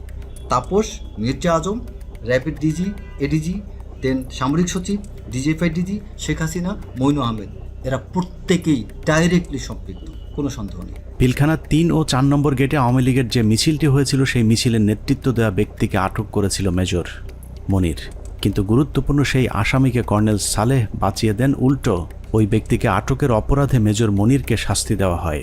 অতএব কর্নেল সালেহকে আটক করলেই জানা যাবে কেন তিনি সেই আসামিকে ছাড়িয়ে নিয়েছিলেন। ওই ছেলেটাকে যখন আমি আপনার অ্যারেস্ট করে নিয়ে আসছি, তো প্রতিমধ্যেই আমি একটা কাজ করেছিলাম, ওর তো স্বাভাবিক কারণে আমি তখন কথাবার্তা বলতে থাকি, জিজ্ঞাসাবাদ করতে থাকি। তো আমি তখন তাকে একটা তাৎক্ষণিক জিজ্ঞাসাবাদ করেছিলাম যে তোমাকে কি আদেশ দিয়েছিল মিছিল করার জন্য। তো ছেলেটা খুব স্বাভাবিকভাবে বললো যে আমাকে তো ভাই বলছে, ভাই মানে কোন ভাই, বললো যে তাপস ভাই আমাকে বলছে যে তুমি একটা মিছিল নিয়ে ঢুকবা। তো আমি তো সেই ওনার কথা অনুযায়ী তো কথা বলতে পারি না, বলছে তো আমাকে করতে হয়। তো আমি তখন একটা মিছিল নিয়ে ঢুকলাম, কিন্তু মিছিল নিয়ে ঢুকে যখন আমি বের হয়ে যাই, তো তখন ওই মিছিলের সাথে দেখলাম আমাদের যুবলীগের অনেক ছেলে পেলে, আমাদের এলাকার নেতাকর্মী তখন আমার মিছিলের সাথে বের হয়ে আসলো। পিলখানার লগবুক অনুযায়ী ঘটনার দিন সকাল 6:30 পিলখানার ভেতরে প্রবেশ করেন এবং 7টায় বেরিয়ে আসেন তৎকালীন শিল্পমন্ত্রী দিলীপ বড়ুয়া। আধা ঘন্টার সময় তিনি কাদের সাথে কি কথা বলেছেন সেটা বের করতে হবে। আওয়ামী লীগের সাবেক আরেক এমপি মুশতাক আহমেদ রুহির সরাসরি হত্যাকাণ্ডে জড়িত থাকার প্রমাণ পেয়েছিল সেনাবাহিনীর ওই তদন্তকারী দলটি, যে কারণে তাকে উত্তরা থেকে গ্রেফতার করেছিলেন র্যাব 1-এর সিও মেজর মনির। কিন্তু আটকের কয়েক ঘন্টার মধ্যেই তাকে ছাড়তে বাধ্য করা হয়। আওয়ামী লীগের আরও ডজনখানেক মন্ত্রী প্রতিমন্ত্রীর নাম জিজ্ঞাসাবাদের তালিকায় ছিল, কিন্তু তাদের বিরুদ্ধে পরবর্তীতে কোনো ব্যবস্থা নেওয়া হয়নি। এর মধ্যে সাবেক স্বরাষ্ট্র প্রতিমন্ত্রী সোহেল তাজ ছিলেন অন্যতম সন্দেহভাজন পরিকল্পনাকারী, যিনি পর্দার আড়ালে থেকে ঠান্ডা মাথায় ভারতীয় গোয়েন্দা সংস্থার সাথে যুক্ত হয়েছিলেন। সেনাবাহিনী সূত্র জানিয়েছে সোহেল তাজ পিলখানা হত্যাকাণ্ডের আগে বিদেশে যাবার কথা বললেও সে ঢাকা বিমানবন্দর থেকে সিলেটে গিয়ে সেখান থেকে আবারও হেলিকপ্টারে ঢাকায় ফেরত আসেন। পিলখানার ঘটনায় ভারতের সাথে যোগাযোগ রক্ষায় গুরুত্বপূর্ণ ভূমিকা পালন করেছেন সোহেল তাজ। তদন্ত কমিটি সোহেল তাজের পাসপোর্ট চেক করলেই প্রমাণ হয়ে যাবে তিনি আদৌ ওই সময়টাতে দেশের বাইরে অবস্থান করেছিলেন কিনা। পিলখানা হত্যাকাণ্ডের মতো এত ভয়ঙ্কর একটি সরকারি পরিকল্পনার সময় সোহেল তাজ কোথায় ছিলেন, তার ভূমিকাই বা কী ছিল তা পরিষ্কার হওয়া প্রয়োজন। বলা হয়ে থাকে সোহেল তাজ ঠিক ঘটনার আগে দেশের বাইরে অবস্থান করছিলেন। যদি সেটাও হয়ে থাকে তাহলে তিনি হঠাৎ করে কেন দেশের বাইরে চলে গেলেন? হত্যাকাণ্ডের এই পরিকল্পনা তিনি দেশবাসীকে না জানিয়ে কেন আত্মগোপনে ছিলেন সেটাও খতিয়ে দেখা প্রয়োজন। রাজনৈতিক সম্পৃক্ততাটা স্পষ্ট হয়ে যায় আস্তে আস্তে। এর মধ্যে সব থেকে বেশি ইনভলভ ছিলেন ব্যারিস্টার তাপস, হাজারীবাগ এলাকার এমপি নির্বাচিত হন যিনি। এছাড়া আর যারা ছিলেন, নানক আজম, অ্যাডভোকেট কামরুল, শেখ ছিলেন, সোহেল তাজ, ওয়ারেসাত বেলাল, রুহি, দেন মাহবুবা রাগিনী, শেগুপ্তা ইয়াসমিন এমিলি এবং সুবেদার তোরাবালি অবসরপ্রাপ্ত বিজিআরের সদস্য। ভারতীয় পরিকল্পনার বাস্তবায়নের বাংলাদেশ প্রান্তে নেতৃত্ব দিয়েছেন স্বয়ং শেখ হাসিনা নিজে। সকাল থেকে শেখ হাসিনা 3 বাহিনীর প্রধানকে নিয়ে যমুনায় অবস্থান করেছেন। ভারতীয় পরিকল্পনা বাস্তবায়নে শেখ হাসিনা সার্বক্ষণিক ভারতের সাথে যোগাযোগ রক্ষা করেছেন এবং যে কোনো পরিস্থিতিতে শেখ হাসিনাকে বাঁচানোর জন্যও ভারতীয় এয়ারফোর্স প্রস্তুত ছিল বলে প্রমাণ পেয়েছিল সেনা কর্মকর্তারা। 6 প্যারাশুট রেজিমেন্ট, এটা হচ্ছে গিয়ে, এটার লোকেশন হচ্ছে গিয়ে আপনার কলকাতায় কালীকুমুন্দ এয়ারপোর্টে, এয়ার স্ট্রিপে। ওরা স্পিয়ার হেডের নিরাপত্তা থাকে। ওইখানে একটা কোম্পানি ছিল, ওই কোম্পানির কোম্পানি কমান্ডার ছিলেন মেজর কামালদীপ সিং। তাদের একটা রেজিমেন্ট, প্যারাশুট রেজিমেন্ট, 5টার সময় যখন তারা রেডি হয় একটা কোম্পানি, 8টার মধ্যে তাদের একটা ফুল রেজিমেন্ট রেডি হয়। যে রেজিমেন্ট পরবর্তীতে আমরা জানতে পারি যে ওই রেজিমেন্টের এইম ছিল ঢাকা এয়ারপোর্ট, তেজগাঁ এয়ারপোর্ট এবং গণভবনে অপারেশন করা এবং নিরাপদভাবে তখনকার স্বৈরাচারী প্রাইম মিনিস্টারকে এক্সট্রিকেট করার জন্য। সবশেষ পিলখানা হত্যাকাণ্ডের পরিকল্পনা বাস্তবায়ন এবং হত্যাকাণ্ডের ধামাচাপা দেওয়ার দায়িত্বে যারা ছিল তাদের সবাইকে গ্রেফতার করে বিচারের আওতায় আনতে হবে। সেনা প্রধান হিসেবে জেনারেল মঈনকে এর দায় অবশ্যই নিতে হবে, যিনি শেখ হাসিনার পাশে বসে পিলখানায় সেনা হত্যার ঘটনা পর্যবেক্ষণ করেছিলেন। পিলখানা হত্যাকাণ্ডে সরাসরি সম্পৃক্ত লেফটেন্যান্ট জেনারেল সিনা ইবনে জামালি, যিনি পিলখানার বিভিন্ন গেটে অবস্থান নেওয়া র্যাব ও সেনাবাহিনীর সদস্যদেরকে ভেতরে অভিযান চালাতে বাধা দিয়েছিলেন। তৎকালীন ডিজিএফআই এবং এনএসআই প্রধান দুজনেই এই পরিকল্পনার অংশ। বিশেষ করে ডিজিএফআইয়ের তৎকালীন মহাপরিচালক মেজর জেনারেল মোল্লা ফজলে আকবর হত্যাকাণ্ডের পর খুনিদের পিলখানা থেকে বের করে দেওয়ার বিষয়টি সেনাবাহিনীর চোখের সামনেই ঘটেছে। খুব নাটকীয়ভাবে বিডিআর এর ভেতরে বিভিন্ন ইলেকট্রিসিটি লাইন কেটে দিয়ে গেট খুলে দেওয়া হয় ইচ্ছা করে, যাতে সৈনিকরা পালিয়ে যেতে পারে। তো সেই সময় আমি বলেছিলাম যে র্যাবের এক অফিসার ক্যাপ্টেন আশিক স্যার, যিনি ইঞ্জিনিয়ার্সে আমাদের সাথে ছিলেন, ক্যাপ্টেন আশিক স্যার আবার আমার সাথে 8 ইঞ্জিনিয়ার্সে চাকরি করেছেন রংপুর ক্যান্টনমেন্টে। এরপর ওনার র্যাবে পোস্টিং পায়, কিন্তু আমি স্যারকে চিনতাম। স্যার কিছু সৈনিককে যখন পালিয়ে যাচ্ছে উনি না বুঝে ওদেরকে ধরে নিয়ে আসেন পিকআপে করে, র্যাবের পিকআপে করে আমাদের আবাহনী মাঠে আসেন। তো ওইখানে কিছু ওই সময় একদম ফার্স্ট হ্যান্ড ওদের মুখ থেকে তো আমরা কিছু সাক্ষী কথাবার্তা শুনে ফেলতে পারি। এই ভয়ে আমি ধারণা করি যে ওখানে আমার মনে আছে যে এরকম অনেক অফিসাররা, অনেক সৈনিকরা আমরা দাঁড়িয়ে আছি, ওর মধ্যে স্যার আসলেন পিকআপে করে তাদেরকে নিয়ে। তখন ওই অন্ধকারের ভেতরে এদিকে তো আমরা খুব অস্থির, প্রচন্ড সবাই ইমোশনাল, কি হচ্ছে ভিতরে এগুলো নিয়ে যখন আমরা চিন্তা করছি বা কথা বলছি, সেই সময় দুজন সিনিয়র অফিসার ওনারা দুটো ক্যাম্প স্টুল নিয়ে এক জায়গায় বসায় এবং ওনাদেরকে দেখে খুবই শান্তই মনে হচ্ছে, খুব একটা যে ওনারা চিন্তিত বা পাইচারি করছেন এরকম না। তা আমি আবার আমার পরিচিত আরেক সিনিয়র স্যারকে বললাম যে স্যার এই স্যার দুজন কারা, যে একটু দূরে বসে আছে, বোঝা যায় যে অনেক সিনিয়র, আমাদের সিনিয়র লেভেলের কেউ হবেন, মেজর জেনারেল বা তার উপরে। উনি বললেন যে ওই যে ডান পাশে যাকে দেখতেছো উনি হচ্ছে ডিজিএফআই, আর ওই পাশে যে দেখতেছো বাম পাশে উনি ডিজিএনএসএল। এবং ডিজিএফআই যাকে বলেন উনি তখন উঠে এসে বকাঝকা করেন ক্যাপ্টেন আশিক স্যারকে যে তুমি কার পারমিশনে এদেরকে ধরে নিয়ে আসছো। পিলখানার বাইরে থেকে নির্বিঘ্ন হত্যাকাণ্ড চালাতে সহায়তা করেছেন ডিজিএফআইয়ের মামুন খালেদ, ব্রিগেডিয়ার জেনারেল ইমরুল কায়েস এবং কর্নেল সালেহ, সকলেই মাঠে থেকে পিলখানা হত্যাকাণ্ডের পরিকল্পনা বাস্তবায়ন করেছেন। ভেতরে লুকিয়ে থাকা বিভিন্ন কর্মকর্তাদের ফোন লোকেশন খুনিদেরকে দেওয়ার দায়িত্ব তারাই পালন করেছিলেন। 25 তারিখ রাতে 12টার দিকে হবে, আমি তখন মাঠে বসা, আমি ব্রিগেডিয়ার জেনারেল হাকিম, ইমরুল কায়েস ডাইরেক্টর সিটিআইবি, উনি তখন ওই মাঠে আসছিলেন। তো উনি মাঠে এসে বলল যে তোমাদের জানা মতো যদি কেউ থাকে, যে ভিতরে থাকে, তোমাদের কাছে কোনো ফোন আসে, তাহলে সেটা আমাদেরকে জানাও, কারা কারা কিভাবে কি আসে, তো সেটা আমরা জানিয়ে দিব। 44 রাইফেলস ব্যাটালিয়নের অধিনায়ক লেফটেন্যান্ট কর্নেল শামস পিলখানার ভেতরে থেকে মূল নেতৃত্ব দিয়েছেন। মূলত 44 নম্বর ব্যাটালিয়ন পুরো বিদ্রোহের নেতৃত্ব দিয়েছিল, যে কারণে পিলখানা হত্যাকাণ্ডে 44 রাইফেলস ব্যাটালিয়নের কোনো সেনা কর্মকর্তা ওই দিন মারা যায়নি। নিরীহ সিপাহীদেরকে মিথ্যা স্বপ্ন দেখিয়ে বিদ্রোহে অংশ নিতে উদ্বুদ্ধ করা লেফটেন্যান্ট জেনারেল শামস পিলখানা থেকে বাইরে এসেই শেখ হাসিনাকে ধন্যবাদ জানিয়েছিলেন, অথচ ভেতরে তখন 57 সেনা কর্মকর্তার বিকৃত লাশ পড়েছিল। পিলখানা হত্যাকাণ্ডের পুরস্কার হিসেবে লেফটেন্যান্ট কর্নেল শামসকে পরবর্তীতে সেনাবাহিনীর গুরুত্বপূর্ণ পদে পদায়ন করা হয়েছিল, যা অত্যন্ত রহস্যজনক। যে মাননীয় প্রধানমন্ত্রীর অ্যাড্রেসটা আসলে সেখানে এদের অস্ত্র জমা দেওয়ার ক্ষেত্রে একটা টনিক হিসাবে কাজ করেছে। আমি মাননীয় প্রধানমন্ত্রীকে আসলে ধন্যবাদ জানাবো। আমাদের হাতে আসা তথ্য বলছে 2009 সালের 25শে ফেব্রুয়ারি পিলখানার দরবার শুরুর ঘণ্টা তিনেক আগে সকাল 6টায় হঠাৎ করে বিডিআরের কেন্দ্রীয় কোতের দায়িত্ব পরিবর্তন করে মেজর রিয়াজকে দেওয়া হয়েছিল, যার বিরুদ্ধে পিলখানা হত্যাকাণ্ডে সম্পৃক্ত থাকার সুনির্দিষ্ট প্রমাণ পেয়েছিল তৎকালীন তদন্তকারী সেনা কর্মকর্তারা। তাকে দ্রুত গ্রেফতার করলে গুরুত্বপূর্ণ তথ্য পাওয়া যাবে। পিলখানা হত্যাকাণ্ডের 2 দিন পর ব্রিগেডিয়ার জেনারেল মইনুল ইসলামকে মেজর জেনারেল পদোন্নতি দিয়ে বিডিআরের ডিজি বানানো হয়েছিল।